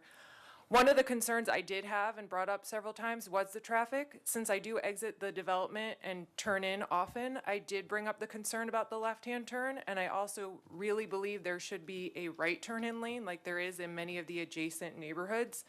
And no one seemed to agree with me, but if I was moving into that neighborhood and I had a young child, I'd be very concerned about getting into an accident, and I would be concerned myself turning out of my neighborhood with that neighborhood then being right there with cars slowing down. There's nothing in the plan to address that right now. Additionally, I know that the plan has a privacy fence and landscape buffer. I'm actually on the west side, and right now there really is no setback for our house. I know that Jack mentioned that my house will be 1-to-1, and I do appreciate him changing the plan to address that. But basically, there is no separation between my house and what's going to be built there. I do think there should be a bigger setback, and I would like it to be included, like the previous council had approved, a 6-foot-high wood privacy fence, as well as mature landscaping, including 20 feet or larger evergreen trees such as ponderosa pines, Norway spruce, and Canadian hemlocks. I would like for you guys to put in more detail, because robust landscaping can be interpreted in many different ways. And I know with a lot of the new communities, they put in very tiny trees, and I think it could be open to a lot of different ways of interpretation. I also still don't believe that the plan is compatible with the homes in the surrounding neighborhoods. The lot sizes are small. It results in a lot of density. We know there are other high-density neighborhoods in the vicinity, but these are not surrounded. This is totally in the middle of our neighborhood. And it would be almost 3 times the density of established neighborhoods on all 3 sides. So again, I'm requesting that you guys include the condition that the previous council did with the fence and mature landscaping, which perhaps you guys could define in more detail for the applicant. If he's not the one who develops the land further, whoever becomes the developer of the property then. And I hope you would consider having a further setback on the west side, because our side is the only side that really doesn't have a big setback. All the others have open space and a driveway kind of separating them, and we do not. We understand that growth is very important, and we are not against development in any which way. It is really important for you guys to understand that we have been residents in the city, and we really care about our community too, and we hope you take into account our area. And I would love for you guys to meet with us. I know that our HOA had sent a letter out asking for you guys to walk the site so you could understand some of our concerns before voting.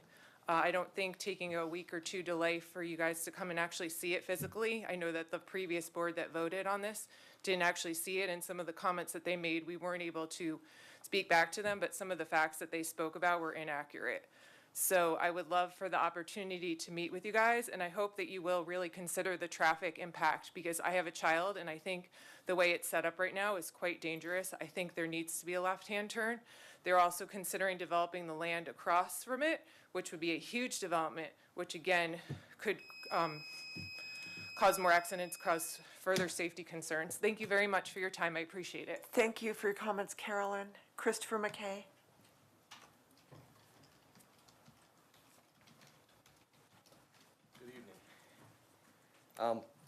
Good evening to Mayor and the council members. And I'm back. I came to your last meeting. Would you mind stating your name? That's fine. Chris McKay, 3615 Glen. Thank you. So I did share my thoughts the last meeting, so I'm not going to repeat a lot of that. I talked to compatibility, I talked to density. But I was also joined by my neighbors in multiple comments and inputs to this process over the past year and a half. And I think you all have those in your packets and have had a chance to review those. And I want to follow on something Carolyn said. Our HOA did provide a request to the council to do a tour and see this in person. And I saw some comments and questions this evening that indicated there may be some understanding, some lack of understanding of some of the things on how this is arranged relative to the current community and roads and stuff like that. It was demonstrated in some of the comments. So I think it may be a good thing if you could take the time and do that and really understand what's right around this particular area that's being developed and has existed in the city. I'd like to take the remaining part of my time and discuss the process. First of all, I want to compliment the city's engineering department and Don Burchett and his team. We've had a lot of questions on auxiliary issues like drainage, and they've worked with us on that. And also the developers rep has also worked with us on that, making sure some of those drainage things are addressed, because those were major concerns. On the other hand, some of the process is a little hard for city residents to understand. And it seems, as a resident, to be very process-focused with an endpoint that's already decided. And it's hard for us to understand more than the process, which is really what's explained, and get into what are we working towards as a city, what are the requirements, what is the definition of compatibility, which has come up many times tonight, and what does that really mean, and what's important about it? Is it density? Is it something else that the city council is really looking for there, so we can make valid arguments that address what you're really concerned about? I think that's a little unclear, and I would make a suggestion that the city employees that work with residents are empowered to talk more to them about what's important, why is it important to the city, and what areas should we provide information that we feel is important to us that is in line with the council and the city's concerns and their direction forward. Because I feel it's hard to guess just by looking at the documentation in the city website on exactly what we should be addressing when undefined terms like compatibility, in terms of which part of that is really important, exist.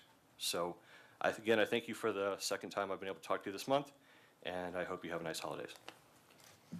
Thank you, Christopher. I hope I say this name correctly. You can tell us what your name is, and then I don't have to butcher it. Good evening. My name is Sri Ram Ravullapati. I'm a resident of 8654 Summerlin Place in Longmont. And I wanted to thank you for giving me an opportunity to talk here. And this is the first time I'm doing it, so it's going to be interesting. I think a lot of people have already mentioned this, and probably I'll mention the same thing again. But my biggest concern with the proposed development is the compatibility, which we don't know the exact definition of compatibility, but with the existing homes in the neighborhood, right? If you look at the area around the development, most of the lots are in the half-acre to 1.5-acre lots, which equates to about 22,000 square footage for the half-acre lot. In this proposal, there are two lots which are in the 0.5 to 0.6 acre lots, which the two with the existing homes, which comprise about 20% of the land, as Mr. Waters has been pointing out, right? With the remaining 20 lots being in the other 80%, right? With the existing houses around the proposed development being in the 0.75 approximate, averaging out, right, like 0.5, 1.5, so averaging out to about 0.75 acres. This is a completely different view, right? I mean, when you look at everything else, it's like a way too compact, and as other people have mentioned, like there's going to be traffic issues. We are worried about all that stuff because we will be exiting that road on multiple times every day, right?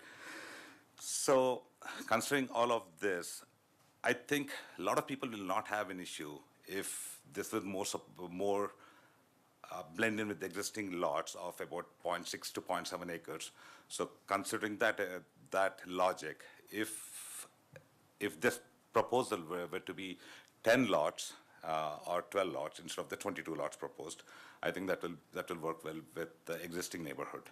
And on the east side of Airport Road, and Airport is already a 45-mile-an-hour road, which is pretty busy in the mornings and in the evenings because of their work zones up on Nelson, right? Like there's Seagate, there's ABC, Genomes, there are multiple companies there.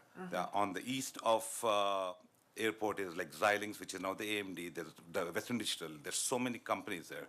With all the traffic and with new traffic that is being added because of this development, I think it will cause issues. And I hope you guys will consider all of that when you vote on this. Thank you very much.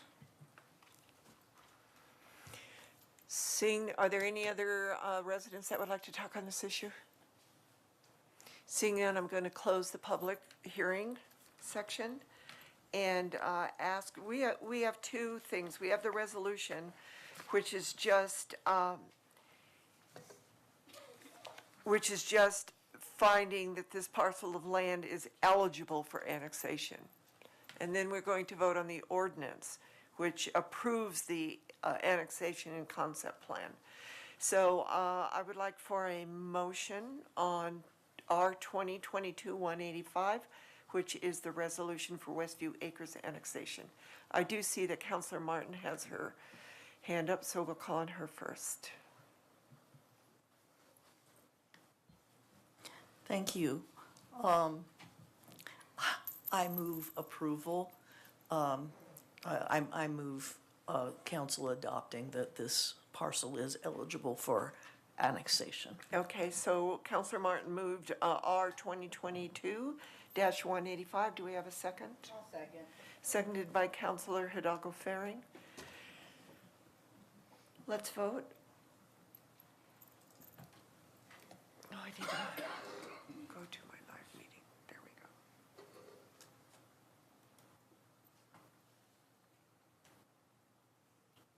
So that is, that passes 6-1 with Councilor McCoy in opposition. So now we are voting on the Counselor Hidalgo, or Counselor McCoy. I was just hoping I could hear from Don Bichette to hear what his findings were. Oh, on the annexation or on Yes. the ordinance? On the annexation. Okay. Don, you're up. Mayor Peck, Councilmember McCoy, just to clarify, to make sure that I heard the question correctly. So was your question, are there any other accesses on roads similar to airport roads, so an arterial street, that are uncontrolled intersections or only that have one way in? Uncontrolled. There are actually quite a few. First, Glen Eyre is one. As you go north, up towards the old Amgen facility, you also have Buckhorn Drive. There are a number, not only on airport, but also in other areas of our city where we have uncontrolled access points like that.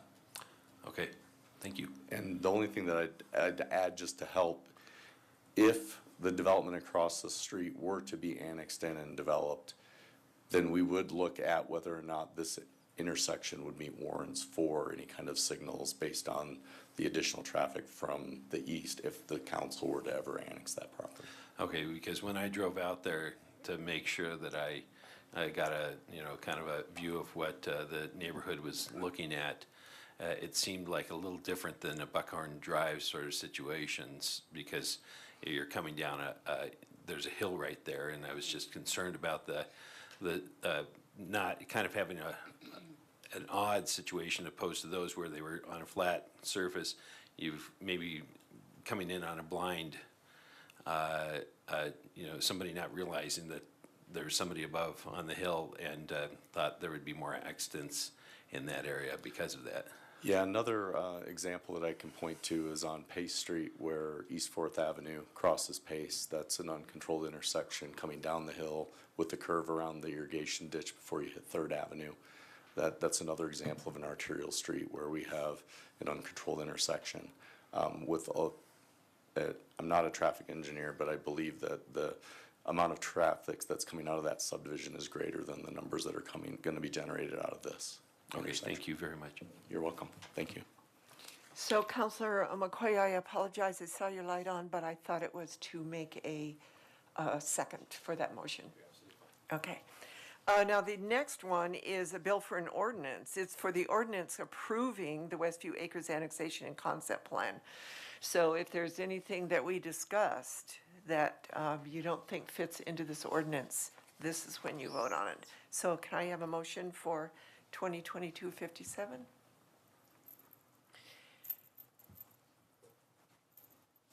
Counselor Martin. I move approval of ordinance 2022-57. If you'd like remarks about why, I'm Let's willing. second it first, and Okay. then we'll open it up for discussion. Do I have a second? Second. So this has been moved by Counselor, 2022-57 has been moved by Counselor Martin, seconded by both Mayor Pro Tem and Counselor Waters. So let's open this up for discussion now. Counselor McCoy. Well, I'll support this, tentatively now with the answers that Don gave me. But I guess I'll just wait until the final presentation is to see if I'll further support it, a year from now or whatever. So. I don't think there's going to be another one. This is Okay. it. Oh, I mean, when he comes in with the size and everything, okay, gotcha. Don, would you Yeah, answer I just that, need a please? little refresher. Yes, Mayor Peck, members of council, so if the annexation is approved, this would require a preliminary plat. Preliminary plat would be required to go through a public hearing process with the Planning and Zoning Commission. If the project were appealed, the council would then have an opportunity to vote on it. But if it's not, then the sole discretion is with the Planning Commission. Okay, thank you. You're I guess I'll have to trust our Planning and Zoning Commission. And just to, as a refresher, when it comes back for appeal, the only thing we can vote on is whether the we cannot change the concept All plan. right, thank you. We just need to, so. That is correct. Okay. Counselor Martin? Thank you, Mayor Peck. I would like to say that the times are changing.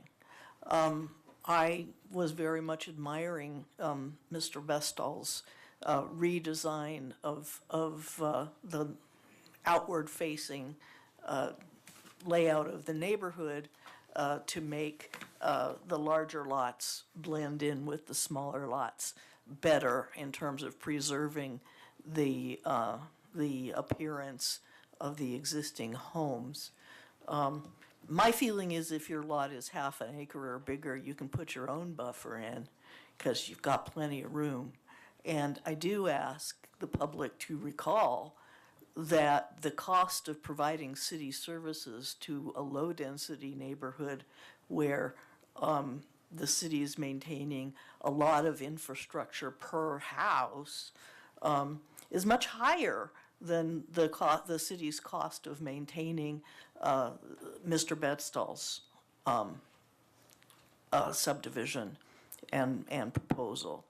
So I'd like everybody to remember that Longmont is surrounded now by open space, and that living on a big lot at the periphery of the city is a big privilege that I, for one, it's not an important consideration to me, honestly.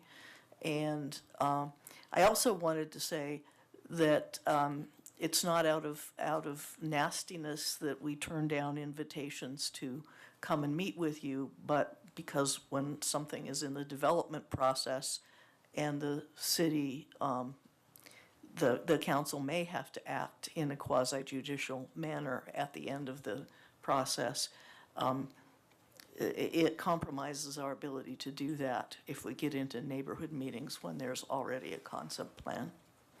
So, sorry guys, but I'm going to vote yes on this. Seeing no other comments, let's vote. So the motion was to pass a bill for an ordinance 2022-57. As written should be noted. As written. As written, because Mr. Bestall was asking for consideration, so. Oh, So, thank you. Let's vote.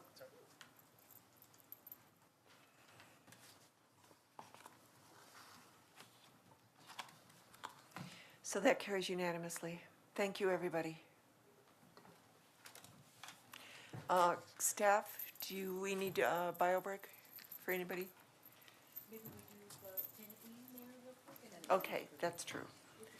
All right, so 10E is another ordinance. It's 22-58, a bill for an ordinance amending Chapter 4, Section 4.12.095 on the execution of intergovernmental agreements. Do we have a presentation on this? Seeing none, we will open 2022-58 to the public for a public hearing. Seeing no one, we will close the public hearing. Do we have any questions from council? Seeing none, can I have a motion for 2022-58? I move approval of 2022-58. second. So it's been moved by Councilor Waters, seconded by Mayor Pro Tem Rodriguez. Let's vote.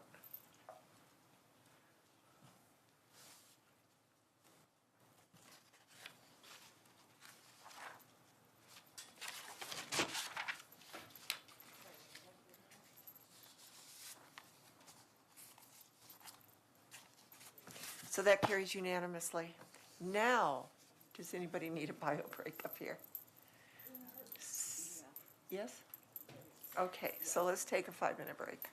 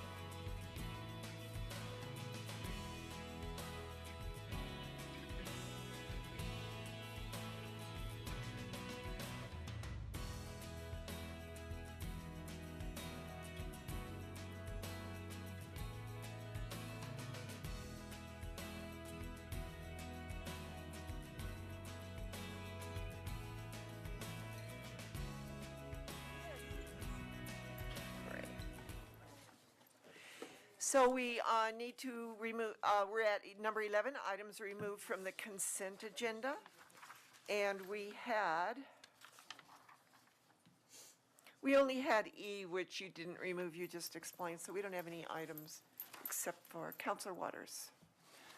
Yeah, I removed item F. That's right. Yeah. So we have 5 contracts here.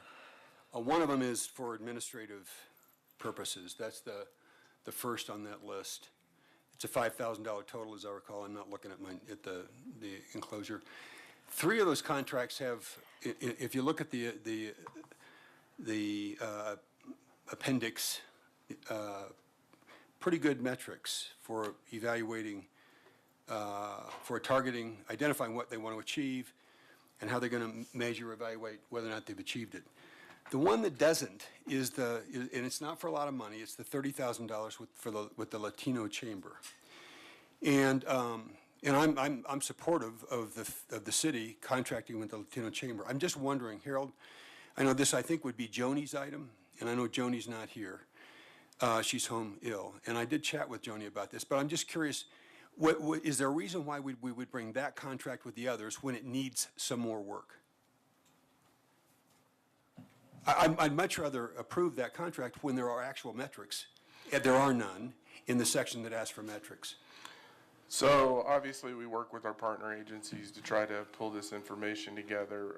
We were hitting the end of the year in terms of this is a contract for 2023, and so we were trying to bring these contracts to council as one. If council wanted, and I know we've done this before, I believe it was with Visit Longmont, where if you want to vote on all the other contracts and then we can work on building the metrics, I think we would want to get some input from council on that, and then we could work with them and bring it back. Well, maybe I'm the only council member here who cares about this, but if I look at the first time I looked at contracts as a council member 5 years ago, I was disappointed with what I saw in terms of metrics or the absence of them. Since then, I've been impressed as I've seen contracts come through, and I look at Visit Longmont and LEDP, and I'm encouraged by those, and the Small Business Administration, and I want to support the Latino Chamber. It seems to me that either they weren't ready or we need to provide some assistance. I don't know if anybody else has looked at those or cares about the fact that there aren't metrics in that contract for us to know for $30,000 what are they intending to accomplish, and how does the city see that it gets its money's worth, that kind of thing. So I'll just be curious if anybody else cares about that. Apparently not. Nobody's. So let me ask this question. Would it be possible to approve this based upon bringing back the metrics? Or should we wait? I think I would actually, if you want us to bring back some focus metrics, I think I would rather you pull that piece out, vote on the rest, and then we bring it back, because if you vote on it, then it's an approved contract, and so I would rather do it the other way. So Councilor Waters, would you like to make a motion, see if it's seconded, to pull this off of the what number was that? Let me just, 181. 181. I'm going to move, do we need to take these one at a time, I assume? Yes, but you pulled that one, so we can do, if we approve the consent agenda, we approve all of them. Well, I took it off the consent agenda. I think you could grab all but. Yeah, you took it off? I didn't hear a motion to remove it. I took it off the consent agenda. Oh, you pulled it? Yeah. Okay. I pulled it from the I'm consent. wondering if you want to make a motion to remove 2022-181 from the contracts. I will move that we approve resolutions 2022-180, 182, 183, and 184. And I'll have a second motion in a moment. Second. Okay. So on the economic development contracts, we are approving 4 out of the 5, 180, 182, 183, and 184. That was the motion, seconded by Councilor Martin. So let's vote.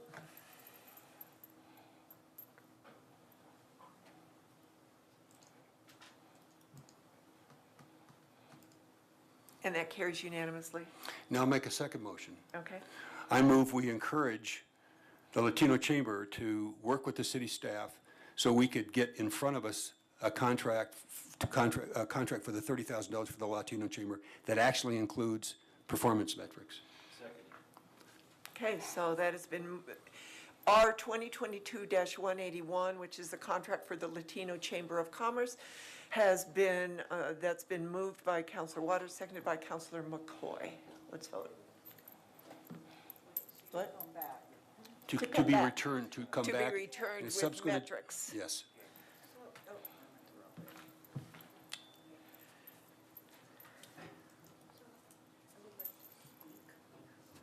So we do need discussion on this. Councilor Hidalgo Faring would like to speak on it. Okay. I'm actually going to be voting against this. The reason why is, you know, and I think we saw it during the pandemic when the PPP loans went out, and it was a big portion of our community was denied this, and it was predominantly our BIPOC businesses. You know, we're working very hard to get our footing in understanding the culture, the norms, and what is expected. I think in the future, we can sit down and, you know, with the Latino Chamber and say, hey, this is what we want. But I think at this point, I mean, this could have been something that was asked of before, I think when the council packet came out. But, you know, there's an expectation that, you know, the Latino Chamber wants to see this contract fulfilled and move forward and not kick down the road. So, you know, I think, and this is a prime example of why we need, you know, cultural competency among our systems to eliminate those inequities and those gaps that continue to perpetuate down the line. You know, I understand where you're coming from, and I respect that. But I think, you know, they're expecting this to pass and move forward. This could be a discussion that we can take care of the next time this contract comes up for renewal, so they are prepared ahead of time. And, you know, this could have been something that was voiced when the packet first came out to us. So that's why I'm voting no against. Councilor McCoy. Thank you, Mayor. Whoops. Thank you, Mayor Peck. To your point, Councilmember Hidalgo Farron, I respectfully see that, and the reason why I seconded it was to make sure that they had the support. That was my thinking about making sure that they had city staff supporting them through this to make sure that we start in a very positive way of supporting and helping them, you know, achieve those metrics and achieve some of the goals that they wanted to have, and that would meet our expectations as well. So that was my rationale for supporting it and seconding it. Councilor Martin. I just want to clarify, there is no expectation that a 2023 contract will not be approved for the Latino Chamber. It just needs to come before council again to be voted on with some addition of metrics, correct? We're not saying wait a whole year. Kick it down the road, that's my concern. I don't want to kick it down the road. Well, but 2 weeks down isn't down the road, it's, right, it's just applying the same standard to everybody. So with this discussion, and we already voted on part of this. You did not vote on this. I need direction from our city attorney. If people want to vote differently, if they want to, how do we do this? Not everybody voted anyway, and it's already been closed.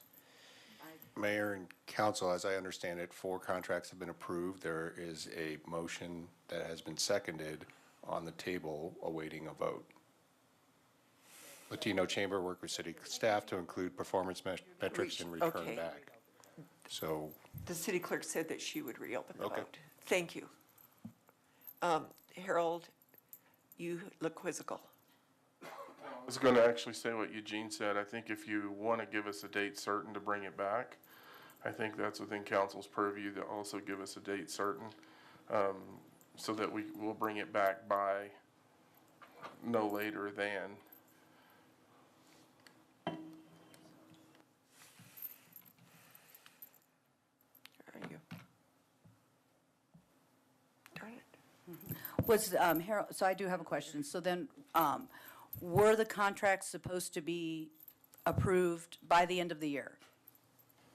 Yes, so we start working with all of the agencies on the contracts and pulling all of that information together in terms of what we're going to put in those. And I think when you look at attachment A and in their contract,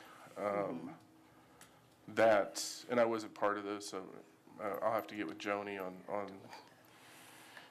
end of hold on, she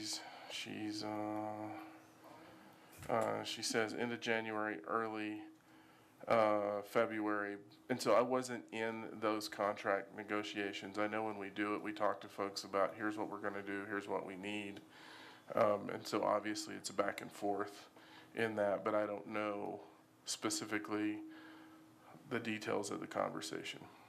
So I guess my question is, That's what they submitted to us when we asked for that information in terms of what they were going to do. okay, but my question is, so did anyone go back and say, from staff, that said this wasn't acceptable, or we need more information in this area? That's what I'm waiting on right now on Teams. So I can't answer that question right now. I know that's what they submitted to us.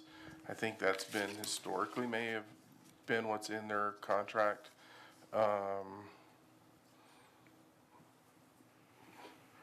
She said, yes, we did go back to them. Okay. And we worked on it back and forth for a while, which means that there probably wasn't, even in attachment A, that wasn't what was submitted originally. Okay, so, is this a question of, do we need more specifics or expectations for people who are coming forward to us? That, because I approve that their contract be awarded. I do not want to, this has to be done by the end of the year. This is our last meeting for this year. So I think we do have the flexibility, if you move it to January and then council approves it, we can retro it back in for the January payment in terms of what we're doing. If I'm remembering it correctly, this is similar to what happened with the Visit Longmont contract, where we went through, I think, almost the exact situation. And then we had to go back and work with them to redefine their metrics, and then we brought it back to the city council, and then we retroed that back into the beginning of the year. So I believe this is the second time that it's happened this way since I've been here. Okay, so I would like assurances that it does get retroactive back. Yep. So they don't lose anything, and and I do support the work that the chamber does. I've been following them closely, not just attending their events, but a lot of, I think of my family's at Indian Peaks, who are business owners, and they, and the Latino Chamber has offered that support. I think they're a very valuable organization, and I would like to see them supported, not further alienated, or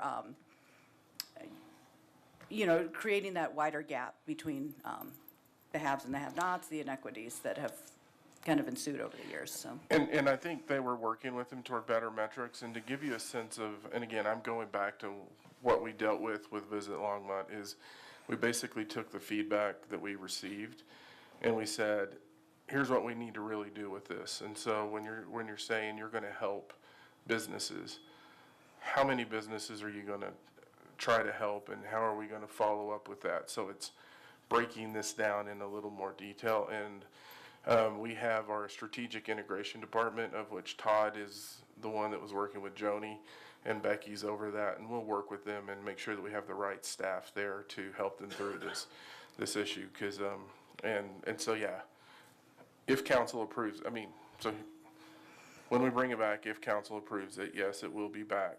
We will take it back to the beginning of the year. Okay. And yes, we will put the right staff, and what I wanted to get some feedback on is what specifically were you looking for? We will work that into the metrics, and then if you want a date certain, I think we can bring it by what's the meeting schedule in January, Eugene? The 10th may be rough, but I know we can bring it probably by the 24th. Okay. Yeah, so no, I would like assurances that it is retro. And you know, the other thing too, that this additional layer that the Latino Chamber faces, there are a lot of barriers for our Latino businesses, especially when we look at immigrant status, green card, who are trying to make a living, and we have the Latino Chamber that is supporting them. There is an additional barrier and complication that this chamber has to deal with that other groups do not. So, and I'm not trying to say, well, let's just give them a pass, but, I want to emphasize the importance of the work that they do. So what I'm hearing before I call on anyone else, because I think that we have discussed this quite a bit, is that we need a date certain on our amendment. You said it would be on the 24th of January, but I would like that to be in the motion. So I will call on Councilor Waters. Can you just amend, let's don't talk on this all night. Okay, I will. Okay. I will amend my motion. All right. To return to council date certain January 24th. And can I just add one? I also want to fund the Latino Chamber. I think we owe it to the chamber to work with the chamber leadership to put together the kind of metrics that are specifically relevant to the businesses that most need their help. And I think that's what the partnership is about, to help if there's a learning curve or technical assistance or whatever it is, to provide that so that we're approving a contract that's equally measurable in terms of how it benefits the city and the clients they're working with. And I saw Stephanie back here. I don't know if she's still, no, she left. Stephanie from LADP, obviously, it's not just going to be us. Well, we want to bring them in to support as well. Great. Councilor McCoy. Thank you, Mayor Pick. Since I was second, I just wanted to say yes, I approve the second. That's parliamentary procedures. Thank you. So the amended motion was made by Councilor Waters to bring back the Latino Chamber of Commerce contract with the date certain of January 24th, and that was seconded by Councilor McCoy. Let's vote. Point of order. Yes. I think that, okay, she just changed it. Right. Yeah, she told me she would do that. Live meeting, vote. Okay. So that carries unanimously. Thank you. So that takes us to general business, and we have a presentation of the 2023 Human Services Funding Allocation. Is Alberto here? Hi, Alberto.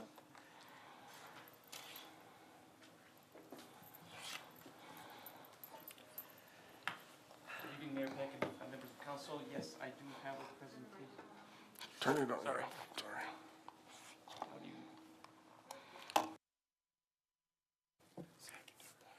Okay, thank you.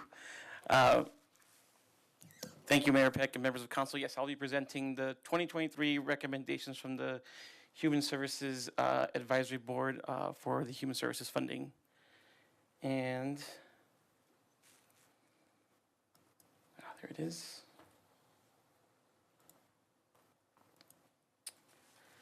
Okay, so once again, as we do every year, we do we have human services funding. It is 3% of the allocation of the general fund, and this year it is $1.4 million that was designated for this purpose. This year, we allocated 59% of that fund to support safety net services through our online application process, and funded records are going to be presented tonight, and dedicated 41% to the funding of tackling issues of housing insecurity and adult homelessness. This is basically the same amount that we did last year for the homelessness services side. So the way it works is we put out this application, we go through an evaluation process, and then we contract with agencies that are working with our low and moderate income Longmont residents to meet basic needs, physical, social, economic, and other needs they may have. It's a fund, it's a range of safety net services, and it's linked to our 2020 Community Human Services Needs Assessment. I think, as you remember, Karen talked about how we have coupled that Human Services Needs Assessment with our comp plan that we need to do for CB, Community Development Block Grant. So we're doing it in partnership with our HCI partners as well. I think that was a good decision by Karen to connect those two, so it's a very robust human services need process. And we prioritize housing stability, food and nutrition, health and well-being, self-sufficiency and resiliency, education and skill building, and safety and justice. Our HHSAB coordinates this process, and they make fundings for you to consider and approve or change. So how it works. So the allocation, the process goes that we evaluate each application based on how it best addresses our priority areas, and how it addresses community needs and how it demonstrates community impact. So one of the attachments that is in there is all of their outcomes that they have projected they're going to accomplish, and then we also look at their financial and management of their nonprofit. And then we have a formulaic allocation process that we use to assign points. So board and staff both review the application. We take the average of those scores and add them together, and we have a predetermined range. And depending on where they fall on that range, they receive funding, and the total score is what will determine the amount of funding they receive. So, every year we reset to zero, so we don't tell agencies how much to apply for. In the past, historical funding was considered. The board made the decision not to consider it. We set ceiling priorities for each of our priorities based on what the board and the Human Services Needs Assessment tells us are our highest needs. That doesn't mean that we always get those, because we can't control what agencies apply for. But what these priority limits help us set our individual agency ceilings. So no agency can receive more than 50% of that total ceiling taken from the larger pot. So this year we received applications from 48 agencies to fund 51 programs, which requested around $1.8 million. Of course, we conducted agency hearings. We reviewed and scored each application and allocated based on the formulaic approach. And we're recommending 1.4 to fund 46 of the 48 agencies and 49 of the 51 programs that applied. Like last year, and this has happened 2 years in a row, and board is looking at it. We want to be creative and think in the future how to address this. We had unallocated funds. This doesn't always happen, but this has happened the last 2 years. And so this year, we brought multiple options to the board to consider, which we did last year as well. They could create a new RFP for an unmet need that the board wants to consider, or they could transfer the funding to homelessness services, because there's, you could argue there's always more need for funding there. Or they could fund, the farmers market did not score high enough to be funded, and that was primarily because of, they had some issues with the request, and I did talk to the farmers market afterward and let them know what the issues were. And so the board decided to fund the farmers market based on the fact that they have done good programs the last couple of years. And they were within 5 points of receiving funding. And so these are where, so you can see that, for example, housing stability, which we want to be 25%, was 17%. Part of that also is education and skill building is pretty high. Part of that is because there is a lot of education and skill building providers in the area, more than there is housing stability. So that's also part of the reason why some of these are not were the priorities that we set. So so tonight, wanted to make sure that we bring this before you and answer any questions that we can, and ask whether you want to adopt or if you have other recommendations you want for the 2023 funding.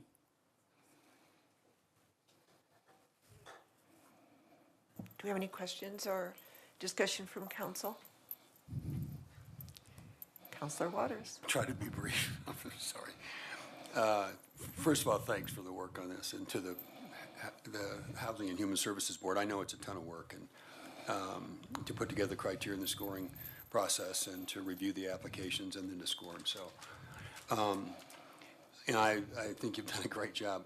I'm just curious. I'm trying to remember. I know we have an I Have a Dream class starting in June of this year. You know, I don't know the exact date. I know they're considering it, but I don't know off the top of my head when they're starting it. Have we, I would assume, what we see here for I Have a Dream Foundation, 2 programs, is specifically for that class or part of it for that class? It may be, but I do not know, to be honest. It could be for one of the classes they have now at, so they have a class right now up at Aspen Meadows. Yeah, but this is one we're gonna, the one that starts this summer, we're gonna host or sponsor, aren't we, the city? Councilmember Waters, members of council, Christina Pacheco. I am the new Congratulations, by the way. for Human Services here at the city. I believe that that class is going to be announced in September. Oh, So in the fall. In the fall. I believe it's a fall class. So we're actually going to do some work around spring, start to do that announcement, and then it's going to be a fall class. So I this- think this is, I don't think this application is related, but we can follow up with This funding is Carlonda. unrelated. I think it's unrelated. That's so to Alberto's question about are there other opportunities? For me, as we think about a new class that the city is going to sponsor or support, I'd be curious to know what those needs might be and how much is unallocated and what might be done if anybody else, if 3 other council members felt the same way. Right, and the timing of this application would have been in September, and so it would have been before the work with I Have a Dream Yeah. on this new class. So, yeah. Okay. Alberto, I don't see Hope on this list. Did they put in any kind of application for So funding? Hope is funded through the homelessness services side. Oh, okay. Yes, they get funded through that side, through the 1.018 million. Great, thank you. Are there any other, I don't see any other questions. So you are looking for a vote to accept The recommendations from the board. recommendations. So I'll make that motion. I didn't even get to say it. Wow. You can second it.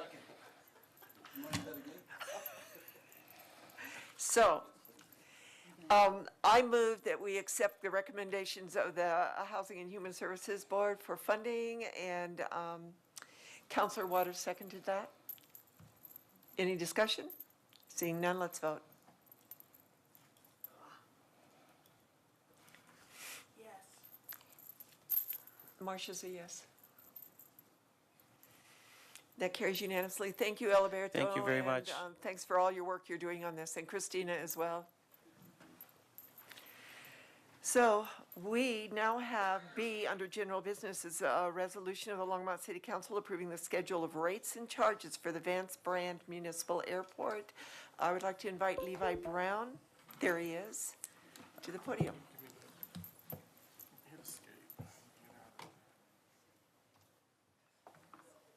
Hi, Levi Brown, Airport Manager, Vance Brand Airport. Tonight we have, as you mentioned, the rates and charges for Vance Brand Municipal Airport. Also have another item to discuss about airport master lease language. We've been discussing both of these items with the Airport Advisory Board since August. In the subject agenda title, it was pointed out earlier that the term master lease, excuse me, doesn't appear there along with rates and charges. That was a typo on our point. We apologize, but we have been open with the airport community and everyone on the airport board and all the tenants that this is coming to this meeting, so everyone has been informed. So we do have two items. Today, I can either address those together, or I can separate those for your questions, if there's any preference. Let's separate them, but for questions, that'd be great. Okay, so I'll start with the rates and charges. So rates and charges that we're bringing forward to the council tonight is actually the same rates and charges that was brought before the Airport Advisory Board last year at about this time. And during some turnover, I'm sure you're all aware, we had Mr. Slater pass away, unfortunately, in that position, and this kind of got dropped.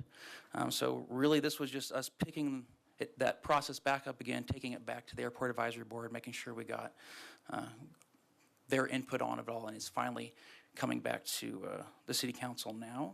There's two options on that. Both of those options are fairly identical for rates and charges. Rates and charges themselves actually haven't changed since the previous rates and charges. A study of kind of similar airports around the region showed that we don't really need to adjust them necessarily. We're pretty competitive still. One items that have changed, you'll notice difference between options 1 and options 2 in rates and charges. The really only difference between these two documents is option 2 offers a little bit more of an incentive for the permit fees.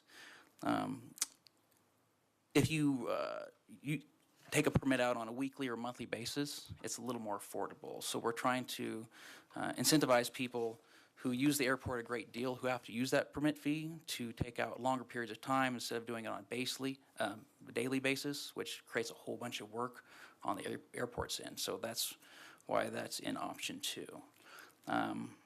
Those are the rates and charges. Those are the big changes to that.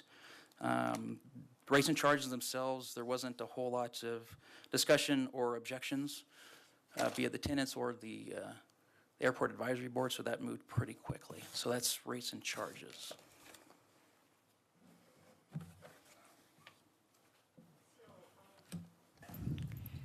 Do we have any discussion from council on this? The PowerPoint was on and then it disappeared, so.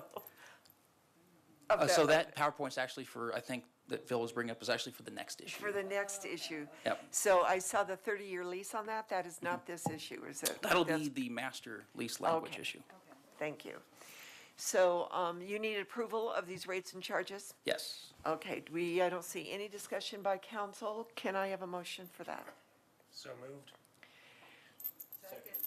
All right, so it's been moved by Mayor Pro Tem Rodriguez and Mayor, if I might, I believe you have to approve option 1 or 2. There are two options there, and Yes. we need to select option 1 or 2. So if you look in the attachments, there's Okay, I need to get my screen back. 2 resolutions there. 2 versions of the same resolution, let's say that way. And option 2 was the option that was recommended by the Airport Advisory Board also. So I move option 2.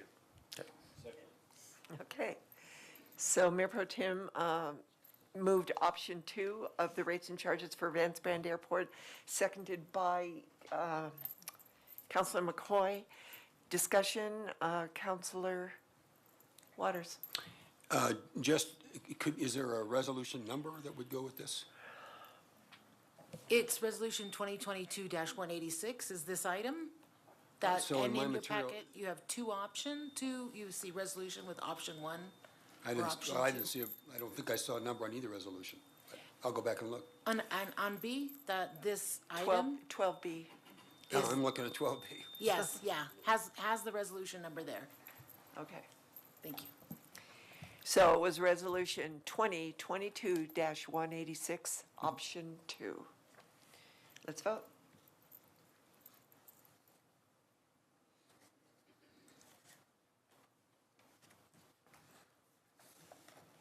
And that passes unanimously. Thank you, Levi. Okay, thank you. Right, second item is airport master lease language.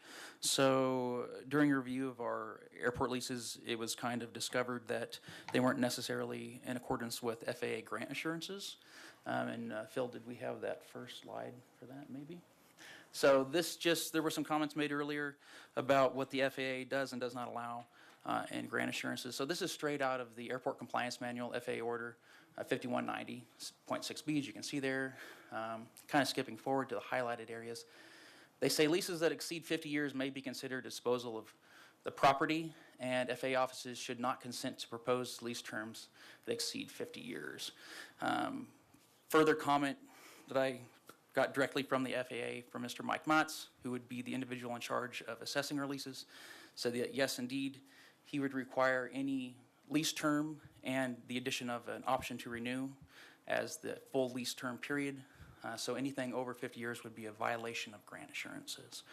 So it just clears that issue up a little bit, I hope. After that, so we know from starting that point, we can't go beyond 50 years.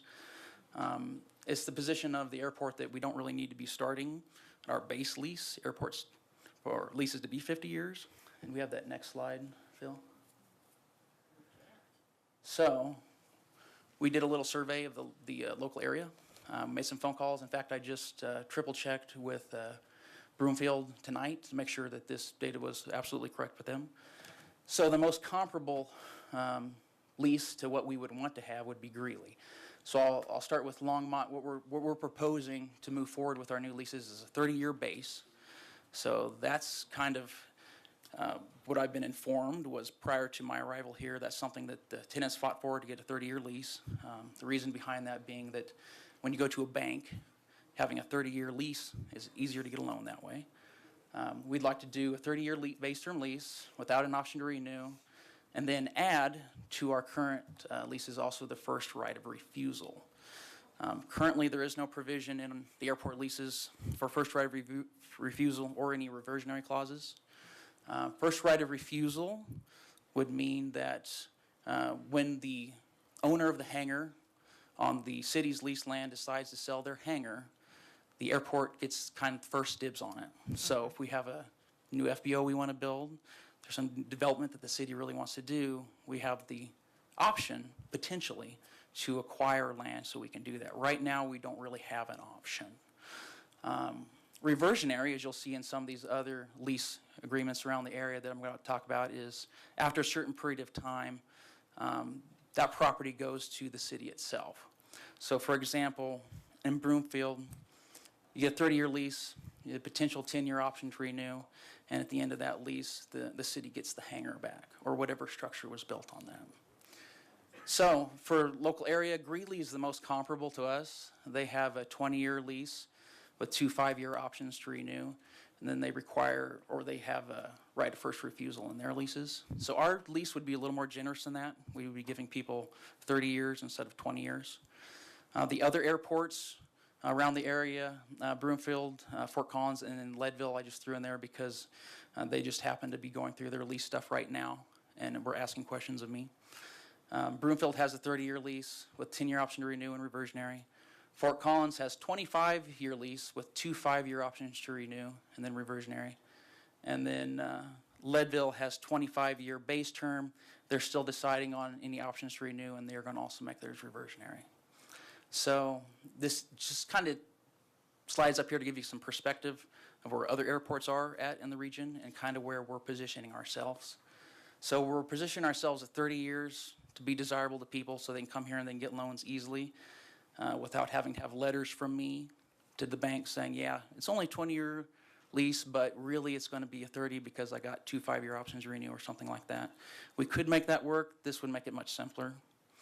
And we're also looking to add that reversionary clause, again, just to give the city a little bit more development. Right of first refusal, not reversionary. I'm sorry. Thank you for correcting me. Right of first refusal, just because it gives us that extra little option if something does come up, potentially. And it's not that it will ever, but it gives us a little bit more power to develop on the airport if we need to. Those are the main changes that...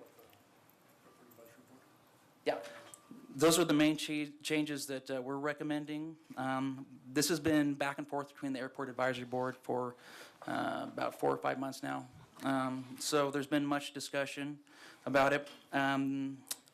Staff recommendations are the red line document as included in that package.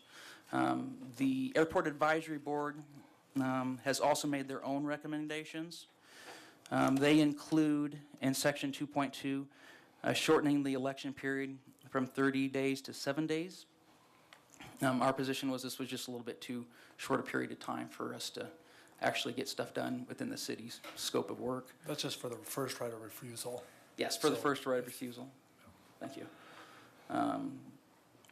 Also regarding the first right of refusal, eliminate the requirement for certified mail notice from the leasee to the city. And introduce a method by which the city can end the election period early if the city determines they will not exercise the right of first refusal before the period ends. So those were the recommendations of the Airport Advisory Board. Okay, are you open for questions and discussion? All right, Councilor Martin. Thank you, Mayor Peck. When the airport's in my ward, so, guys ask questions and tell me what the lease means, and it doesn't always mean what I thought the lease meant, so I'm going to ask my questions like I'm a 5-year-old. If I get within a week of my 30-year lease, and I come to the city and say, I would like to lease it again, and I believe that my hangar is in good repair, and I have always abided by the terms of this lease for the whole 30 years, and the city doesn't have any plans to put something else there, are they going to still be able to get another lease, or is it like one and done? Yeah, in fact, I've done several of those while I've been here. I'm in the process of doing 2 right now for that exact situation. Right, because what I think is that people are interpreting this language as they can't. So I just wanted to hear you say that.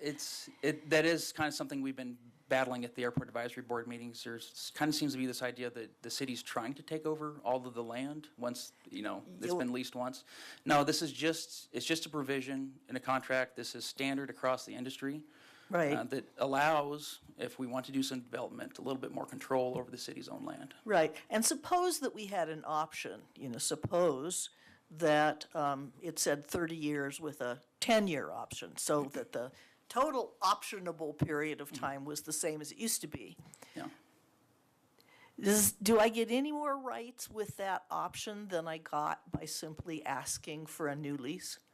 I mean, not particularly. And again, we're just recommending a 30-year base lease. We can negotiate any option after that we want to. We're just looking at base leases here. Right. So if somebody said, I got my 10-year-old is already taking flying lessons. I don't know if that's possible, but suppose, And so I know I could go in and ask for my 30-year lease and say, can I negotiate an option for renewal? And with you? Yeah, and that's something that we'll always talk about. Yeah. So this is a base lease. It's not the final word. Yeah. Okay. And that's kind of something that we're trying to structure here, as we don't want to offer all our leases to be 50-year leases, because that's what we want to hold out to, to negotiate with. We have a big developer come in that says, hey, what can you do for us? Hey, we can make you a 50-year lease, maybe. Yeah. We can go up to that point anyway, because that's what we're legally allowed to do. Right, and I actually got the impression that going all the way to the end of your 20 years was not that usual, and that people would sell the hangar to somebody else a fair amount of the time. Yeah, the vast majority of cases around here, there's always a transfer before that period. In fact, of what I've been through, kind of digging through paperwork so far, I've only come across 2 instances where we've really come to the end. But of course, that's just what I've personally come across my desk. Right. Out of all of the leases that I've been over. Yeah.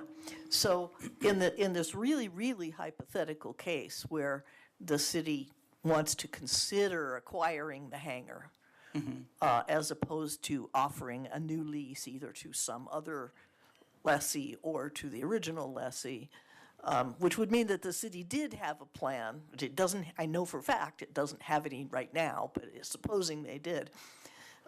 There's this discussion about how long it takes to come, for the city to process the paper.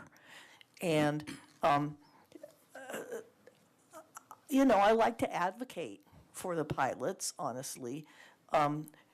Would 20 days be reasonable? Would 15? And that's something that I would kind of toss back to the city as see what they can process. How long does it take us as a city to develop, or to make a decision like that? So I think 30 days, so if somebody came to us and said, we're going to sell and we're going to transfer our lease, are you interested in buying it? We would, have to, if it was something we were interested in, have to evaluate the financial condition of the airport fund or determine how we would buy it. Then we would have to run a budget amendment more than likely on that, which is 2 readings. So even then, 30 days is a bit of a scramble. Is a scramble. Within our existing structure, just because a budget amendment would take 2 readings. Of course it would, and I wish I'd thought of that. Okay, well, in that case, we can still have some discussion if anybody else has questions, but I'd like to move approval and adoption of this space lease. Thank you for letting us know we can have a discussion. I was wondering about that. Is anybody going to second, though? So, Councilor Martin made a motion to accept this base lease. Do we have a second? I'll second. Okay, so it's been moved by Councilor Martin to accept the lease terms and seconded by Councilor Waters. Now we're open for discussion. So my question, when you say that you always negotiate, when I look at this graphic that you have here, or this, it says option to renew, you have none. But basically, that is negotiable. Yeah, so again, this So is... that word should be negotiable. Well, so this particular chart, I'm sorry, I should have put a title across the top of it, is the base lease. So this is what when you get a blank lease from this airport, that's what it'll come with, and then they can change it from that point. Okay, because what I understood, and maybe I misunderstood from the public, was that it was 30 years and they're done. No, So it's on an individual case. It's depending on, is it a business? Is it an individual? Are they bringing in, a $10 million building? It's all kind of a back and forth process between the city and. And I think when you look at the amortization of an investment, so if somebody comes in and they want to build a, large avionics hangar that's $10 million, we would work with them to understand what that looks like. yes. And so, it may be that the reality is that's a 40-year payback, and so you would adjust it. What I've seen in the past is, you can even get pretty prescriptive and say, if your investment is between 1 and 3 million, we're willing to give you X amount of time. If it's between 3 and 7 million, and some places will really take the investment and use that as in terms of the options to renew. Okay. I think what we're saying in this is there's not an automatic option to renew. Okay. But we're willing to discuss renewal options. Depending upon who's bringing it to you. Correct. Well, depending on the circumstances. Correct. Oh, yes. Okay, Councilor Waters. Thanks, Mayor Peck. This presentation for me would have way more meaning if you presented this in the context of a vision for the airport and what does the development horizon look like. But this, for me, I think I understand what we're doing here, but it's like a one-off. It's important work, but it's a one-off as far as I'm concerned. Harold's talking about if somebody came in with this kind of cash and this kind of development, how does that fit into a vision for the airport? And if there is one, maybe I'm the only one that doesn't know what it is sitting up here, and everybody else in the room does, but then I need to be educated, because I've never seen This is Longmont's vision for the year 2050 or 2060 or whatever. This is what this airport, what we aspire for it to look like, even if it's just broad strokes. And here are the decisions along the way that would feed development or realizing that vision. Now put this into that context. We're bringing you this because here's how it fits into the bigger long-term picture. I don't know the bigger long-term picture. That's a good question. So the easiest way to answer that is by saying this is the first step in that long-term picture. So right now, let me propose a situation. So the airport really owns one building on the city owns one building on the whole airport. It's where my office is. Let's decide, big long-term vision, we decide to build a brand new FBO there. And again, this is not a plan, this is just a hypothetical situation.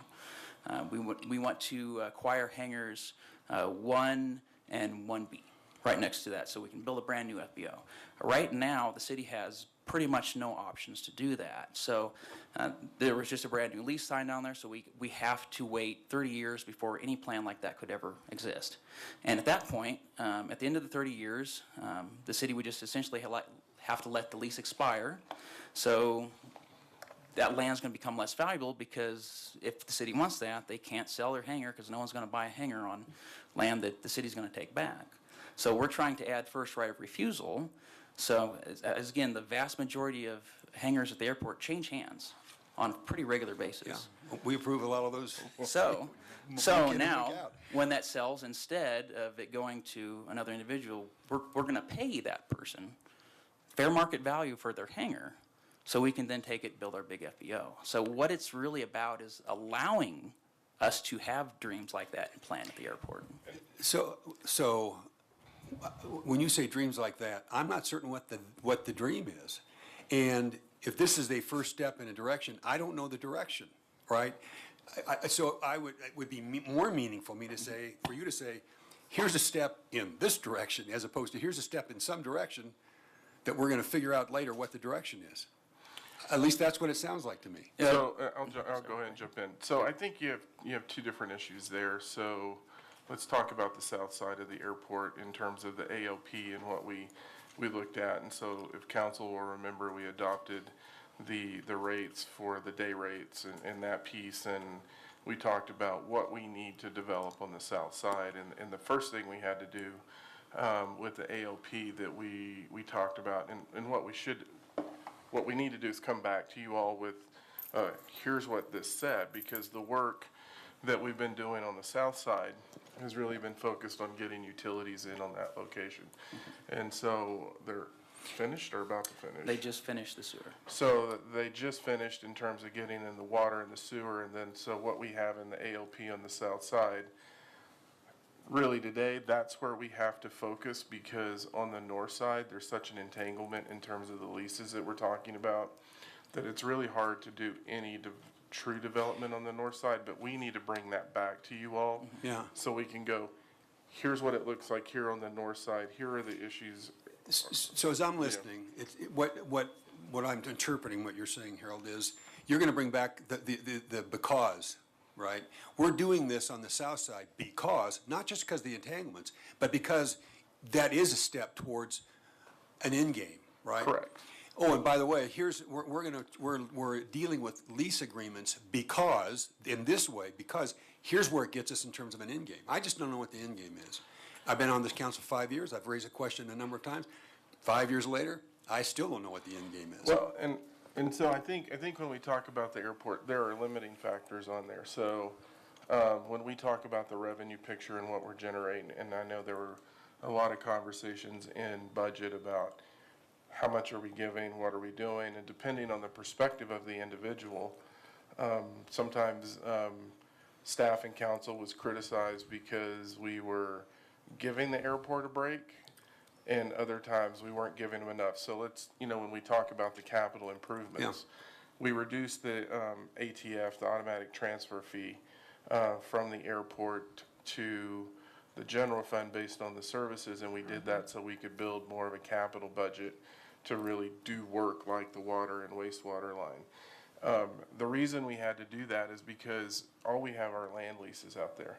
And land leases don't generate the revenue that you need so that you can truly make improvements to the airport. So the because, in terms of the right of first refusal, is really when we have the opportunity, can we buy these properties for fair market value so that we can start accruing revenue that we need to make the improvements we need to do at the airport. We also want to start off when we're leasing on the south side and we have the utilities in place. That obviously generates a higher ground lease, but we also don't want to recreate the same situation on the south side that we have on the north side in terms of what that really looks like for us. And we need to bring that back to you because I think that's an important piece to understand. Why are we doing this? Yeah. It really is about the financial viability of the airport, not 10 years into the future, but 30, 40, Yeah. and 50 years. My last comment, and I'll shut up. As I'm here sitting thinking about the Main Street Corridor Plan, right, and what Aaron put together with a consultant and a team, and it's big and bold, and it's a 50-year vision, and we know that we're going to be able to act on it in an opportunistic way, right? Mm-hmm. Grants and, whatever else might happen in terms of developers or, circumstances that change. We knew we weren't going to do it in a linear way or all at one time. For me, having something like that for the airport, when there's the opportunity that we could seize it, because here's how it fits into that picture, would be really helpful. And so that's actually, just to answer that question, you see Phil here, right? So that was part of actually our restructuring and putting the airport under Phil and transportation so that we can bring that, because an AOP is not the same. I mean, sure, it was visionary in terms of the runway extension, but what we really want to do is go through that same type of planning process that we went through on Main Street Corridor so we can set that future vision for the south side and then have an idea of what we want to do on the north side and if we can take advantages. So that's work we still have to do. And I'll just throw in Phil Greenwald, Transportation Planning Manager with the city. I'll just throw in that you are certainly invited at any point in time to come visit Levi out at the airport office, and we can go over the airport layout plan and the master plan and just talk about some of those visioning pieces. Levi's been with the city since April, so, we're putting and I've been doing this with him since April, so we're trying to get our arms around the idea of the master plan and what the vision was and how that moves forward into the future. It's gonna have to change. I mean, I think we're gonna, as times change, we're gonna have to, and we've got new folks on board, that'll change. But right now, we're moving toward that vision. And you heard a lot about the flight-based operation, the FBO. That's something that I think is part of that vision, is building that into something different than it is today.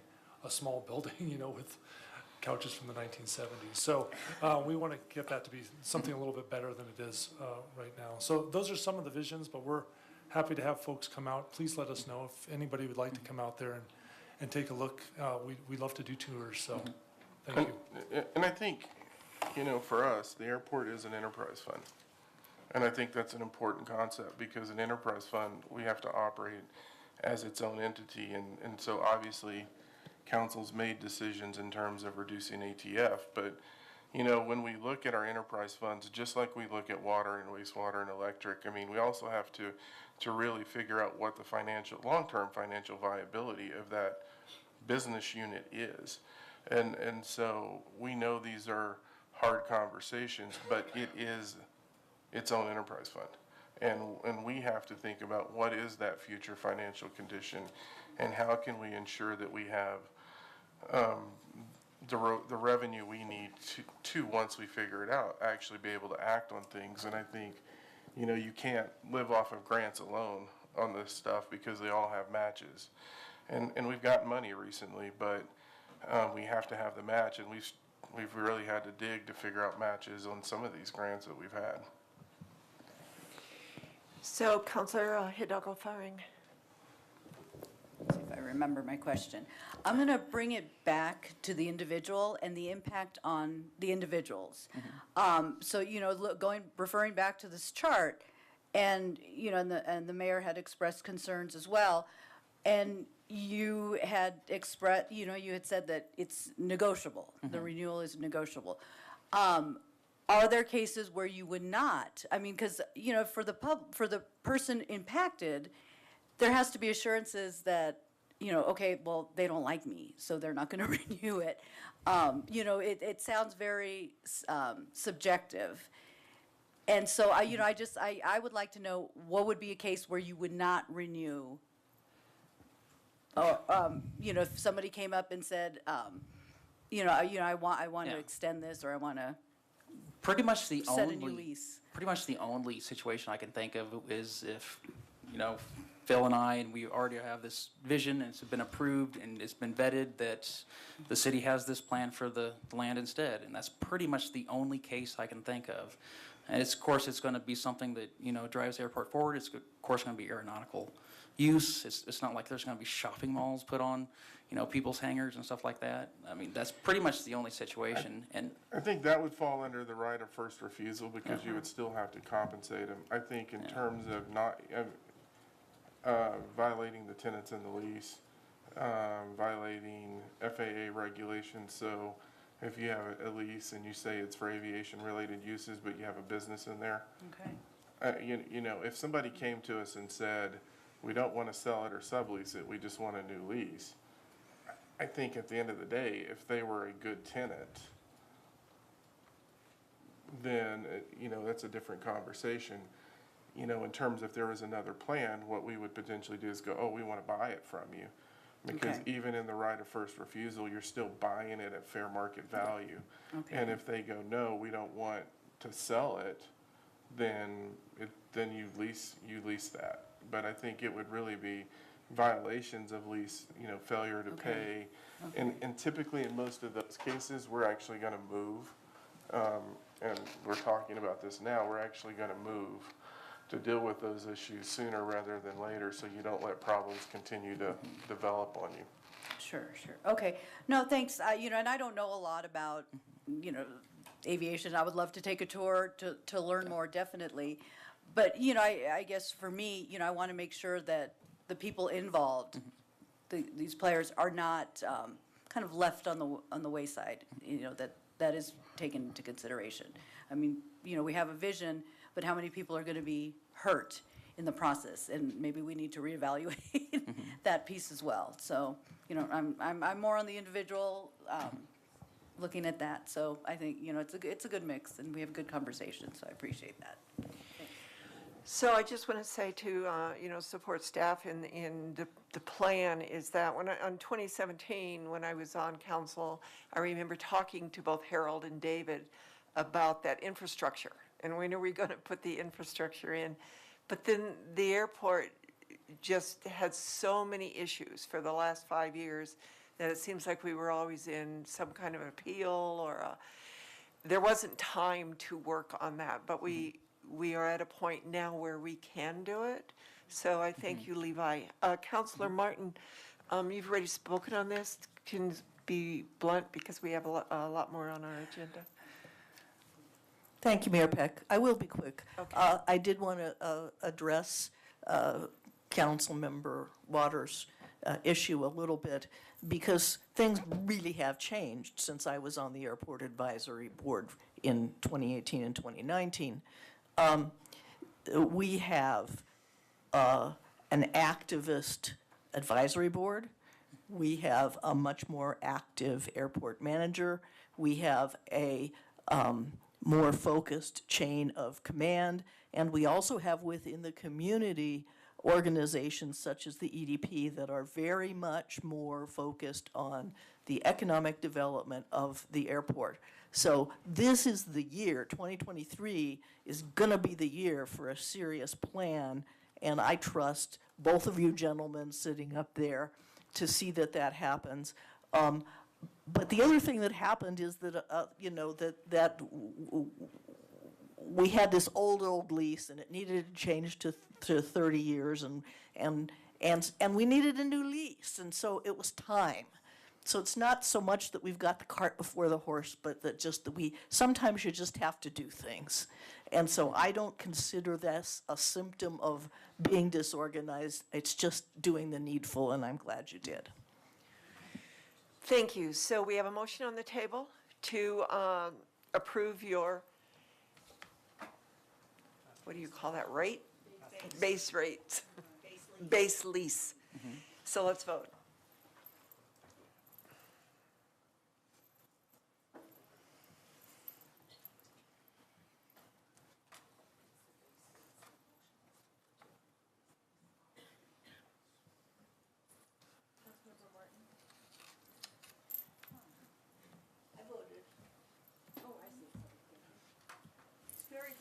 So that carries unanimously. Thank you. Thank you, Levi.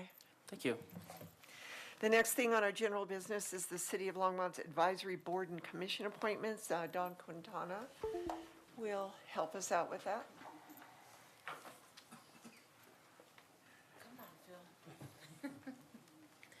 Good evening, Mayor and council members. We'll try and get through this quickly. You still have a lot on your agenda. Harold's our runner.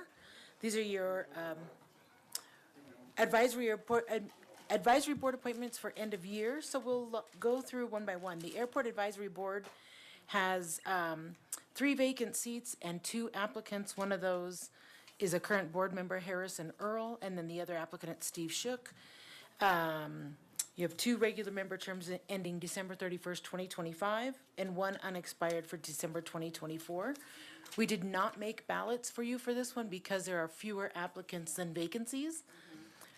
So we would hope that this would be able to be done with a motion. Councilor Waters, I'm sorry, Councilor Martin. I move adoption of these 2 very highly qualified applicants. Second. So it's been moved by Councilor Martin and seconded by Mayor Pro Tem Rodriguez that we appoint Harrison Earl and Steve Shook to the Airport Advisory Board. And both of those, just to clarify, to the regular term ending December 31, 2025? Okay, thank you. Correct. If you could raise your hands. All those in favor? And Councilmember Waters is abstaining. Thank you.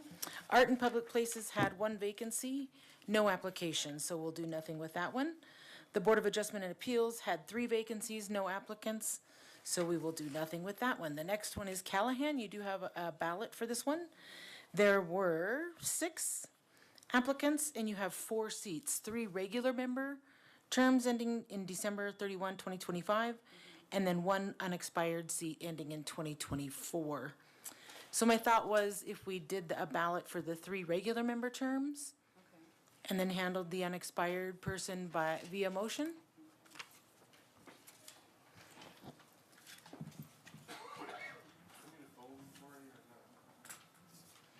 I just need you to hand them to me. You don't need to. Thanks.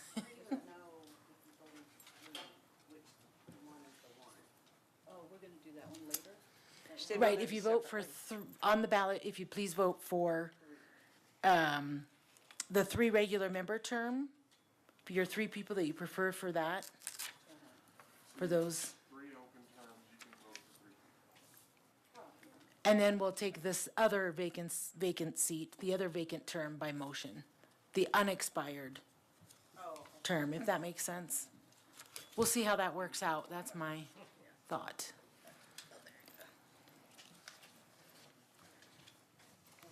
I feel like I'm playing cards.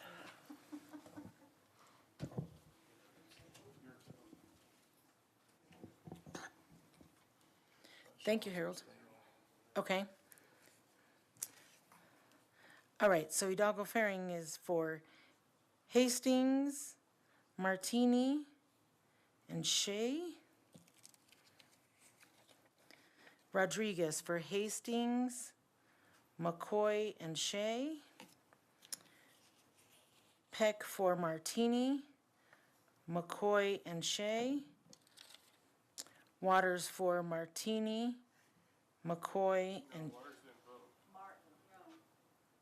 Oh, this is Martin? Okay. Your packet's mixed up. Okay. No problem, thank you. I thought that was odd. and Yarbrough for Hastings, Martini, and Shea. So it looks like Cindy Martini and Candace Shea both got 4 votes each. Maureen McCoy and Brittany Hastings each got 3, with Councilmember Waters and Councilmember McCoy abstaining. So we need to appoint by motion that third person? Mhm. They voted different, yeah. Yeah, it doesn't, the math isn't there, yeah. So, would you like to use a motion, or I could hand these back and you could write on the back of them? No. No. I So, apologize. Michelle was ill today, and I think she wasn't thinking this one. Oh, that's through. fine. She was ill. She was, yes. Let's just do a hand vote for, For the third regular member term? yes. So it'd be between, did you want to do that between Brittany and Maureen McCoy, or just do a motion for one person and vote on that? I think we should raise hands. Yeah, let's just raise hands, pull out the name, and if that first one gets it, then we don't have to vote for the next one. That make sense? So say, how would you like to do that again? Say a name? Hands, say the names. Okay. Diane Bierlein. Okay. Kathy Crowder. Oh, you're going, I thought just the two that were. Just the 2. Oh, okay, I apologize. Between Brittany Hastings and Maureen McCoy is what you're saying? Yep. My apologies. Okay, Brittany Hastings. How many would vote for Brittany Hastings? Okay. And then Maureen McCoy. 1, 2, 3, 4, 5, and 2 abstaining. Okay, so Maureen is your third regular member term, and then you have one more unexpired term to appoint for 2024 between Diane Bierlein, Kathy Crowder, or Brittany Hastings. I move to appoint Brittany Hastings. Second. Okay, all those in favor, raise your hand. And who was that second? I'm sorry? Britton, Everybody? Everybody? Susie. And that's 5 to 2, 2 abstaining. Okay. Thank you, that was a little rough. I thought that one would be a little rough. We got there, though. Appreciate that. The next one is Golf Course Advisory Board. 2 unexpired regular member terms, 2 applicants, both current board members. This one we did not give you a ballot for. Yeah, I move that we appoint both Marshall Allen and John Hay to the Golf Course Advisory Board. I'll second. All those in favor, raise your hand. Okay, thank you very much. We will have those 2 appointed. Housing and Human Services Advisory Board. Here there are 4 seats, 3 regular terms, and 1 unexpired terms. You had 3 applicants. One of those withdrew. Your applicants were Ellen Dooley, that's who withdrew, Crystal Prieto, and Robert Pudem. We did give you a ballot on this one. And you have your memo with your recommendation there. You could do it by motion as well. Or you could do a motion if you preferred that way as well. Yes, there are only 2 people running for 3 terms, so I'm, That we vote Crystal Prieto on the Housing and Human Services Advisory Board. Second. Just one? Just Crystal? There are 3. Oh, but one withdrew. Yeah. Ellen withdrew. Ellen Dooley has withdrawn. Oh, okay, so we have to. So you have 2 candidates, Crystal Prieto and Robert. And your motion is to appoint Crystal. Okay, is there a second on that one? Councilmember McCoy seconded that. Okay, So that, It's confusing, I can withdraw and just move on. you're withdrawing your second? Yeah, because we've got 2 people to fill 3 spots. So we would, actually 4 spots, but So we're going to vote for both of them anyway. So would you please amend your motion, Counselor Yarbrough, to include both Crystal and Robert? I'll second that. I'm amending my motion, I don't know if I'm saying this right, that we appoint Crystal Prieto and Robert Pudem to be on the Housing and Human Services Advisory Board. thank you very much. And Councilmember McCoy that you accepted. So all those in favor? Thank you very much. Next is Historic Preservation Commission. You have 4 candidates, one of those withdrew, so you have 3 seats open. You do have, I think we were thinking you would do a motion here. I don't know that you have a ballot on this one. 2 regular member terms, maybe we take that one. First, you have 2 current board members that are reapplying, and then an alternate position also. Can I get a motion for the 2 regular members? I've moved Douglas Barnard and Steve Lane be appointed as the regular members. I'll second. Thank you. So it was moved by Mayor Pro Tem Rodriguez for Steve Lane and Douglas Barnett to be appointed to the 2 regular terms on the Historic Preservation Commission. Thank you. All those in favor? Thank you. And then the alternate member to the Historic Preservation Commission. I move that we put Steve Lane, Herbert Fenster as the alternate member for the Historic Preservation Commission. I'll second. All right, I moved it. That's been seconded by Councilor Hidalgo Faring. Let's vote. And Councilmember, Mayor Pro Tem, you are Against. against. Thank you. Just recording these by hand is more work. All right, on to the Library Advisory Board. You had 3 applicants. You have 1 unexpired term ending in 2025. And we just got a resignation, I believe, from Scott Converse, so that vacancy is also listed here, expiring in 2024. So 2 unexpired terms, we have 3 applicants. You do have a ballot. So would you like to vote for 2 people? Yes. Clarify 2024, 2025, off to the side. Let's do them one at a time. That will be difficult, I think. So let's go for the 2025 term first. Eugene is our runner.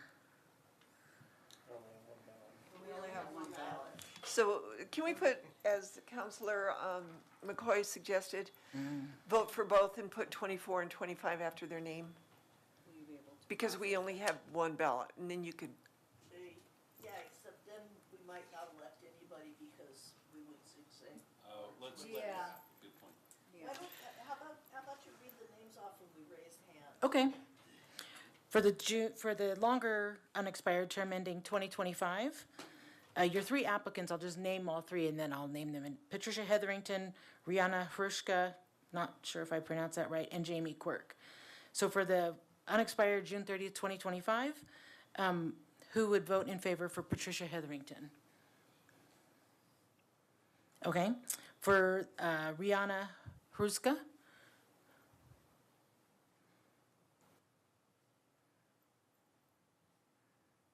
Okay, and for Jamie Quirk? So that's a tie, which is a fail. So we would need to revote between those two. which one do you want? So, can I? So, okay. As liaison to the library board, they had recommended that Jamie Quirk be, and she was the only one who requested the feasibility study and read the report. So, that was very impressive to the advisory board. So I want to go with the recommendation that they set. They did like both Jamie and Rihanna, but they wanted to, they recommended Jamie Quirk for the longer term. Okay, is that a motion? I would move to appoint Jamie Quirk to the, what is it, the unexpired, ending in 2025. I'll second it. So that's been moved and seconded for Jamie Quirk on the library board. Let's, for 2025. For 2025. All those in favor? Thank you very much. So then And- I will make a motion that we put Rihanna Huska on the library advisory board for the 2024. Thank you, all in favor? Great. All right, she's done. Thank you very much. Master Board of Appeals has 3 vacancies and no applications. That's a tough board to recruit for. Museum Advisory Board has one vacancy, no applications. Parks and Rec has two regular member terms ending December 31st, 2025. Two applicants, Thomas Davis and Sam Libby. And I forgot we had these recommendations here. And the board recommended one of the two be filled by Sam Libby, was their recommendation. So I move that we appoint both Thomas Davis and Sam Libby to the two regular positions on the Parks and Rec Board. Second. Let's vote. Thank you. Both of those, we're almost there. That's going to be hard. Planning and zoning,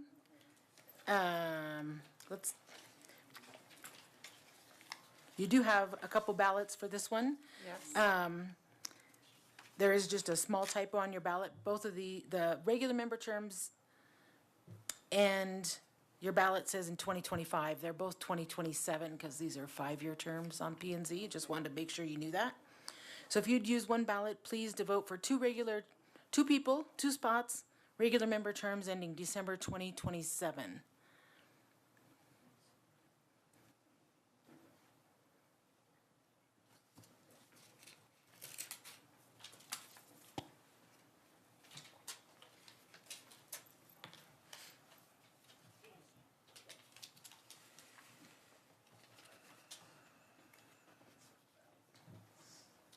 Thank you, Eugene.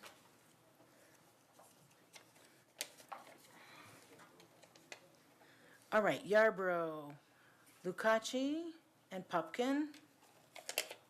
McCoy, Lucaci and Popkin. Hidalgo Faring, Kohler and Lucaci. Martin, Lucaci and Popkin. Peck, Lucaci and Popkin.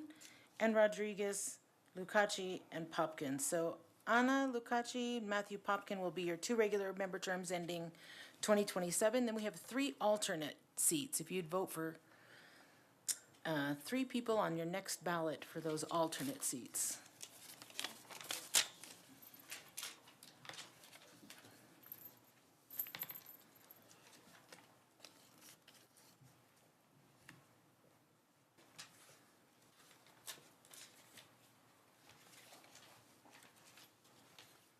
You're a good courier, Eugene. Okay, Martin voted for Marsh, Palmer, and Saunders. McCoy for Boone, Kohler, Saunders. Yarbrough for Boone, Kohler, Saunders. Peck for Kohler, Palmer, Saunders. Rodriguez for Boone, Kohler, Saunders. Hidalgo Faring for Boone, Kohler, Saunders. So your 3 alternates will be Jerry Boone, Selena Kohler, and Amy Saunders on planning and zoning. Moving along, senior citizens had 1 kind applicant and 2 seats. So we thought this could be handled via motion. Yep. The applicant is Beth Bowles. Counselor Martin? I move we appoint Beth Bowles. Second. All those in favor? Thank you. And the last, almost there, Visit Longmont had 1 vacancy but no applications. And the last is Water Board. You do have a ballot for Water Board. 1 seat, 1 unexpired seat ending June 2027. 2 applicants, John Coe or Renee Davis. And then we're done with this one for a minute. For a minute. Until we get to LHA.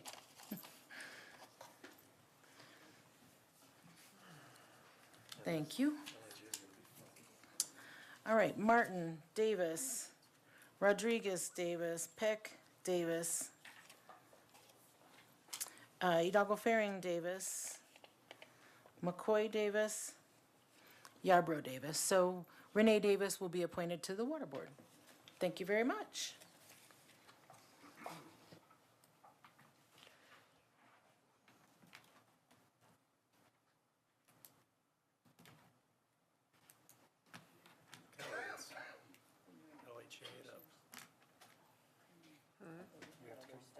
recess and reconvene.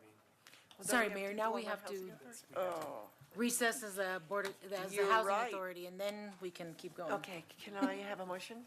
So moved. So it's been moved, I'll second that. It's been moved by Mayor Pro Tem Rodriguez and seconded by myself that we recess as the Longmont City Council and reconvene as Longmont Housing Authority Board. All those in favor, vote. Vote yay if you're in favor. Thank you, Councilmember Martin. So that passes unanimously. Call to order and roll call. So we called it to order. Can we have a roll call? Starting with Commissioner Yarbrough. Oh, you're gonna, all right, please. I was used to being. Chairperson Peck, Here. Commissioner Yarbrough, Here. Commissioner McCoy, Commissioner Hidalgo Faring, Here. Commissioner Rodriguez, Here. Commissioner Martin, Commissioner Waters. Chair Peck, you have a quorum. Thank you. Do we have any agenda revisions and submission of documents? Seeing none, we'll open it up to the public invited to be heard. Is there anybody from the public that would like to speak? Let's see.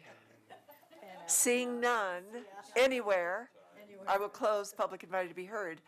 We have Resolution 2022-19 to approve the contract for audit and tax services with, is that Edie Bailey? Ide Bailey. Ide Bailey. Chair and Commissioners, just wanted to give you a brief update on this one. So obviously, based on the existing contract and under federal procurement policies, we had to go out for bid on this one. We notified 185 potential vendors. We had 9 that took down the information, and we had 1 that submitted a bid, which was Ide Bailey. So, and Ide Bailey's a current auditor that we have, and so we're recommending that Ide Bailey get the contract, so you all just need to vote to approve that contract. Okay, can I have a motion for Resolution 2022-19? Okay, it's been moved by Councilor McCoy that we accept this contract for audit and tax services with Ide Bailey LLP, and seconded by Councilor Martin. Let's vote.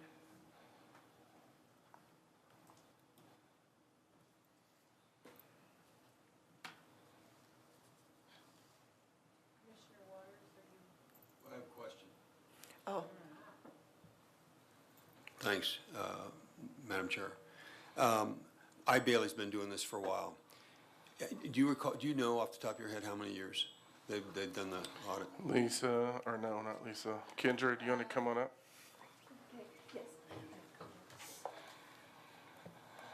So I think they have been doing it since 2004. So I know in terms of, I think, standard practice, 5 years is generally the term you would change every 5 years, just because it potentially becomes a little incestuous. But I know of situations where, because of what you just described, you stay with a firm, but they change whoever the lead auditor is.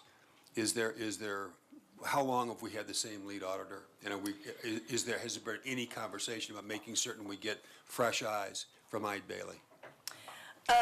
So I don't know how long Alexis has been on board.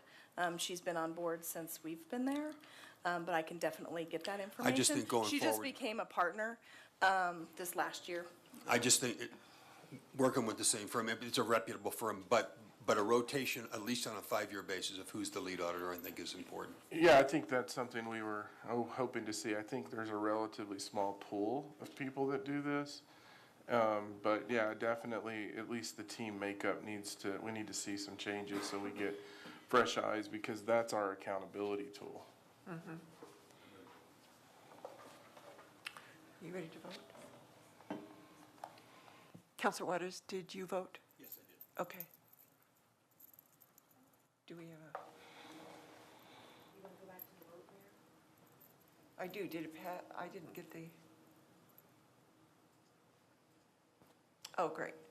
Okay, so that passes unanimously. Thank you. We are now going to Resolution 2022-20, approve the tenant fraud policy. We have staff here to answer questions if you have specific questions, but what I wanted to let you know on this item is so the Housing Authority actually had a fraud policy for the HCV program, but they did not have a fraud policy for the tenants that are in our residential units. And we obviously saw some issues that we were having to deal with, and so we put together this fraud policy to cover the tenant side of it because the one on the HCV side didn't. And especially we're seeing issues where you have multiple sources of funding coming in and how that is being reported and what we're dealing with. So, but we'd be happy to answer any specific questions. So I'm assuming, Eugene, that you went over this? I think it's Lyons Gaddis that won. Oh, Lyons Gaddis? Yeah, we haven't official, Commissioner Peck, members of the commission, board members. We have not fully turned over to the CIO as our internal. So this policy was prepared really it echoes our HCV's existing policy measures that's built into our admin plan. Really what it governs more is how staff is going to handle the investigation side of things to make sure we're consistent across all of our tenants. The prior policy from HCV that had been reviewed historically, so we basically mirrored it and expanded on just some procedural information. Okay, because my concern is that staff, some of those managers, I don't know them, of course, this is just theoretical, would be fair to the tenants following this, that they would be lawful in their investigations as well. Okay. Can I have a motion, please, for 2022-20 to approve the tenant fraud policy? I'll move resolution 2022-20. All right, it's been moved by Councilor Susie Hidalgo-Ferring and seconded by Commissioners Sean McCoy to approve the tenant fraud policy. Let's vote.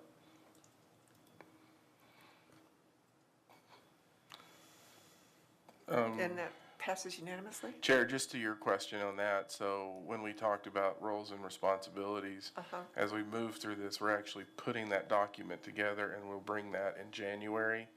And you will see all of these, because these are the ones that do ratchet up to me. And so we're gonna line all of that out, so you all see who has what responsibilities. Great, So that would that's be in helpful. January. Yeah, that would be really helpful. So now we are on the LHA board item, the master lease update. This is just informational. That was just an informational item. Okay. If you all have any questions, we'd be happy to address it.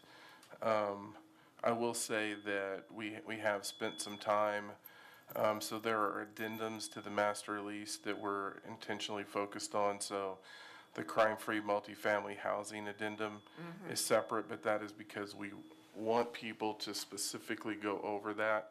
We don't want that embedded in this traditional lease document. So, and then what are the other ones? We have, Come on up, Lisa.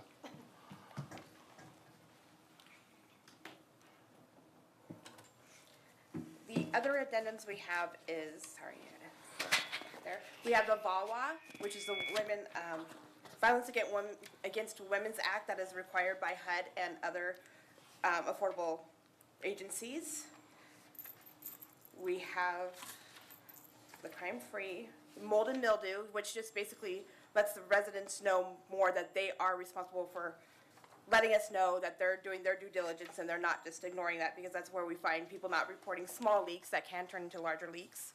And we did update the repair and replacement charges for all the residents as times are changing. We had a 10-year-old list of cost, and so we had to update to today's. Perfect. Okay, standards. great. Thank you. So now we are on the advisory board appointments for Longmont Housing Authority. First of all, I'm sorry, I should have asked Counselor, do you have any questions for the master lease? Are there any questions? Okay, great. Seeing none.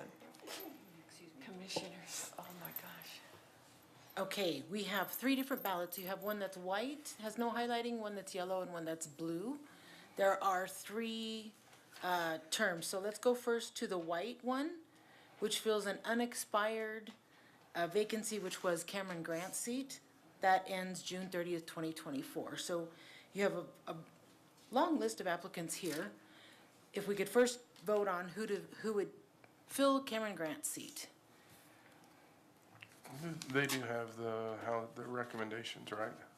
And Yeah. yep, you have your recommendations, yep. You have your memo there. Will you be a courier, Eugene, pretty please? Okay. Thank you.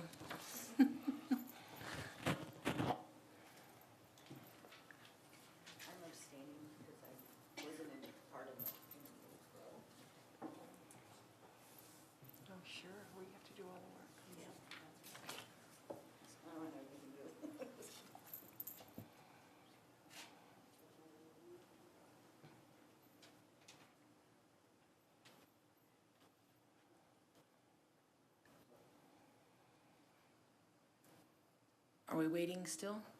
You have all? I think Chairperson Waters not voting. Okay.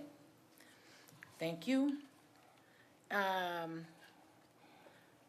So Martin, let's see, Seeley. Let me do this way. Yarborough for Snow. McCoy for Fallon. Rodriguez for Reed. Peck for DeBee. And then I'm missing one then, too. You're abstaining, that's right, because you were there. Okay. We could do that, try a full term first.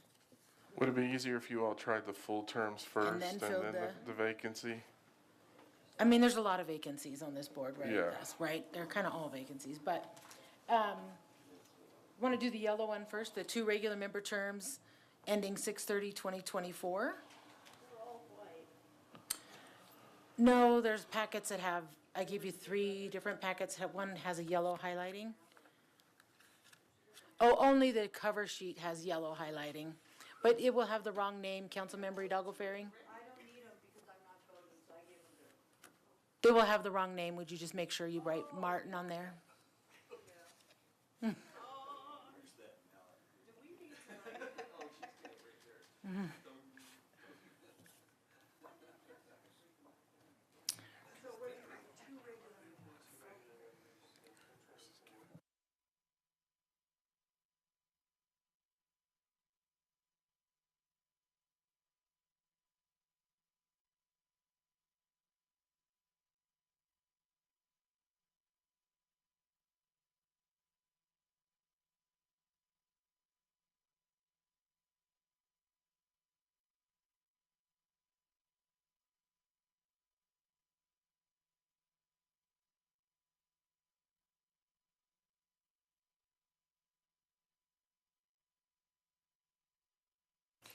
So I would like to move that we extend the city council meeting past 11 o'clock.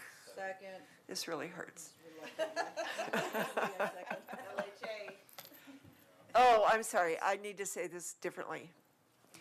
I believe, No, you don't have a role for the LHA. No, it is the city council meeting. So, and somebody seconded, let's vote. Tim doesn't want to. Take one for the team. You're gonna take another one? No.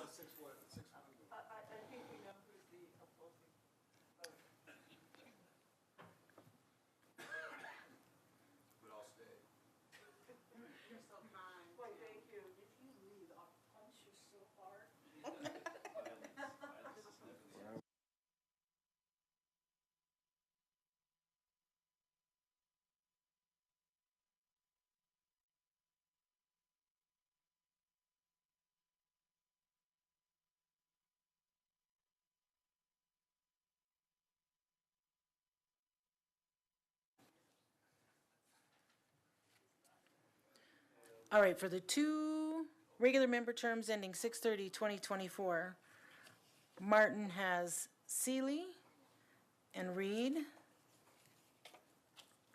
McCoy has DeBee and Snow. Peck has DeBee and Reed. Yarbrough, DeBee and Seeley. Rodriguez, Snow, and Pepper. You do not have a clear answer there either. Your biggest, Tom DeBee had 3, that was your top, but did not have 4. You would need 4. Yeah, Say that again?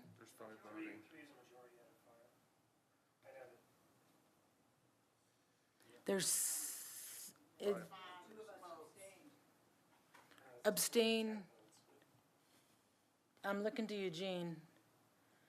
And abstain doesn't count? I think it counts. Vote. That was my understanding, but no pressure, boss. I mean, in terms of the calculation of a majority, right? Yeah.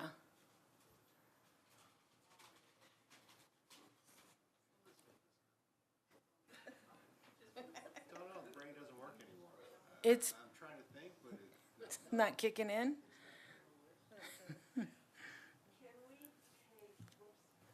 Can we take everyone off of this list that was not recommended by LHA? Can we vote to do that? You can mark through those. So the ones that were recommended, that's another way to do it, were Tom DeBee, Lauren Seeley, Carrie Snow, Glenn Pepper, and Jenna Reed. How many open spots do I have? 6 total, right? Yeah, 5, sorry, 5 seats, yep. This is just how do you slot them into the different seats. Okay, if you mark through and have only those 5 left, another ballot for 2 regular member terms ending 6/30/2024 from those 5.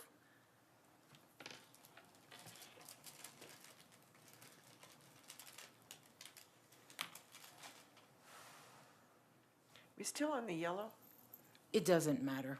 I didn't think so. I mean, the term does say at the top, but the people on there are the same. It's cheat.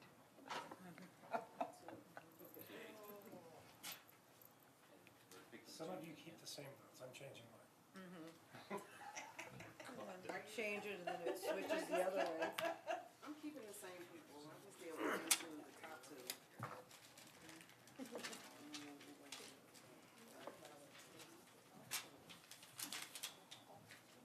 Shit, I'm keeping the same. Corner Brian over here. Storm. At least you're not going, Okay, here. 5 Cokes. This isn't as bad.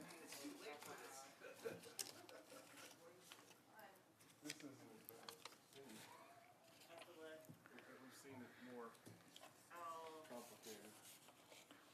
Okay, I have 5 ballots. All right, here we go. Peck, Ford, DeBee, Snow. Perfect. We're looking for 2. Martin, DeBee, Snow. Rodriguez, DeBee and Snow. McCoy, DeBee and Snow. Oh, no, sorry, DeBee and Seeley. Yarbrough for DeBee and Seeley. So you got DeBee in. And if we go with the same methodology, we have 1, but we need 1 more.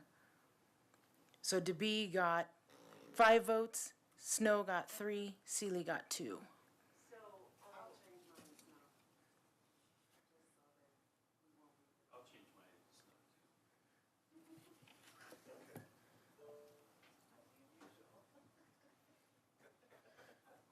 Therefore, Snow and DeBee get the 2 regular member terms ending June 30th, 2024. Okay, and would you like to use the same process, eliminate those that were not recommended and vote on 2 unexpired regular member terms ending June 30th, 2025? So a longer seat.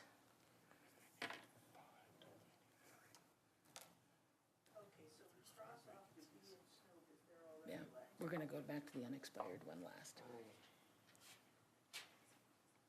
Per year advice. Anita Runner, pretty please.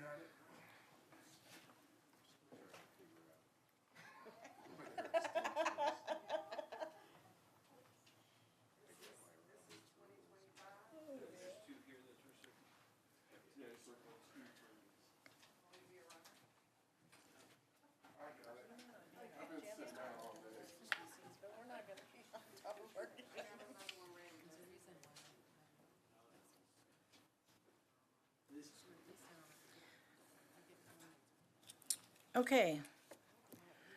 We have Seeley and Reed by Peck.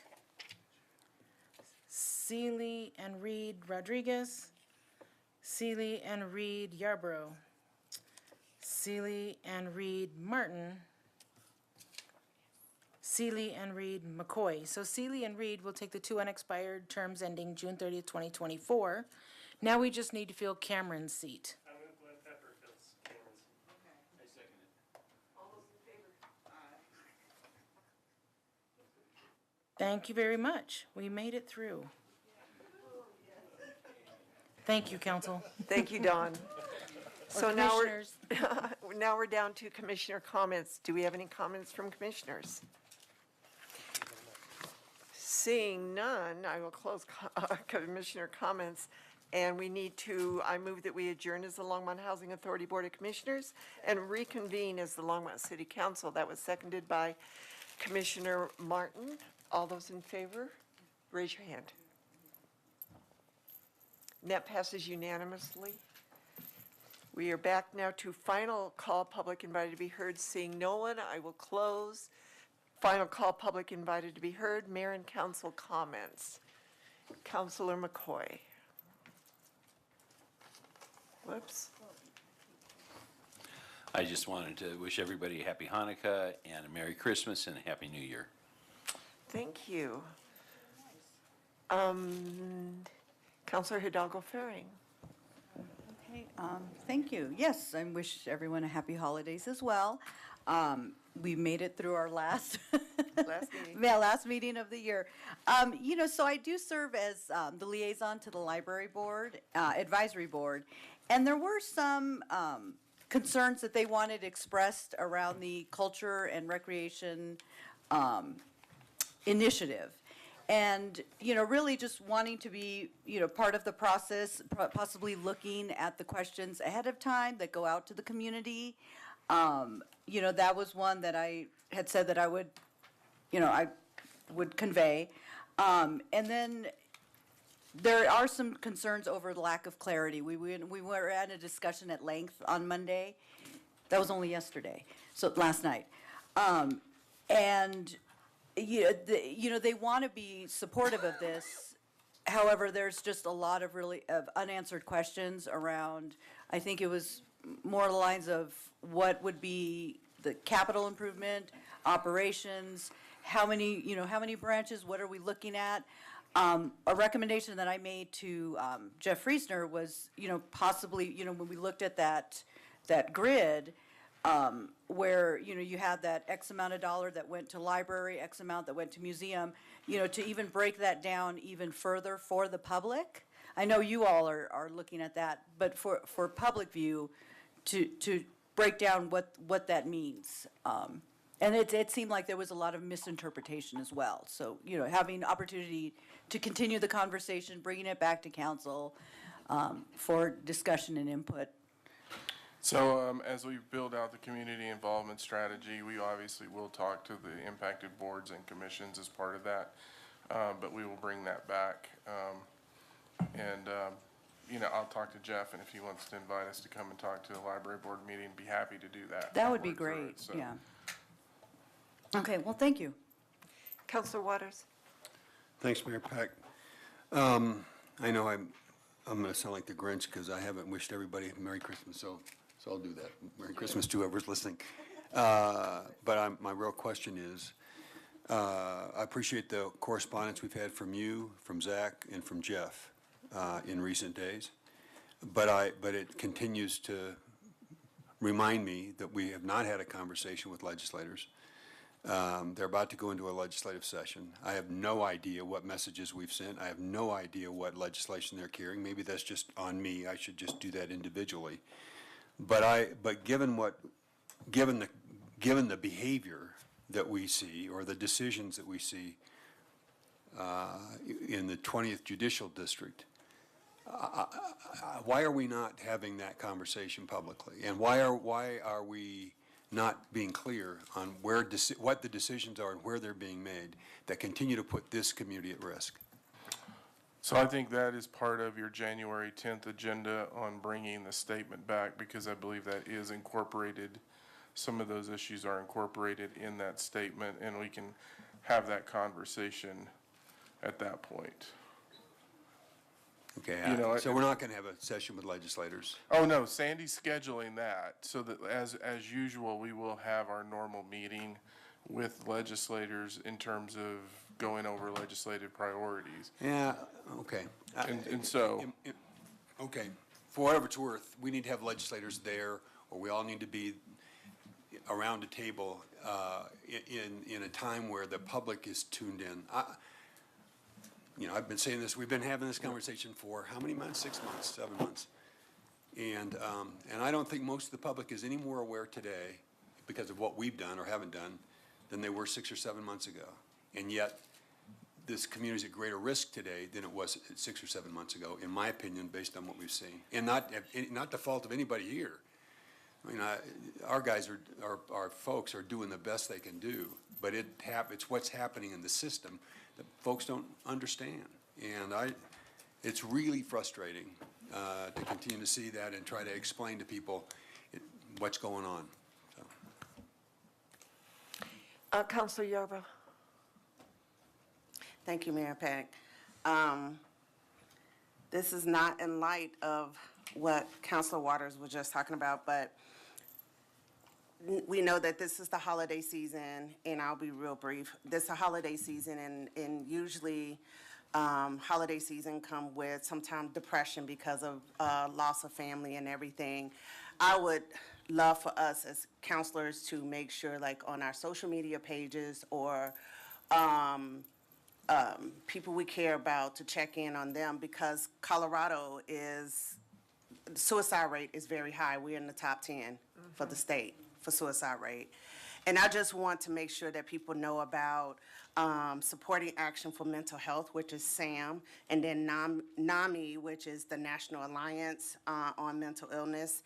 That please check our website, because we have that information. We have lessons and classes for people who may be dealing with depression or have a family member that has contemplated suicide. And so we have information on our website. So if we can just, even on our social media page, to just put those links to our website on our own social media pages for people to know that we support them in however we can. So I just wanted to say that, and happy holidays to everyone. Thank you. Good information. Seeing no other comments, do we have city manager remarks? No comments, Mayor, Council. City attorney? No comments, Mayor. Great. Can I have a motion to adjourn? So that's been moved and seconded by everybody. All those in favor?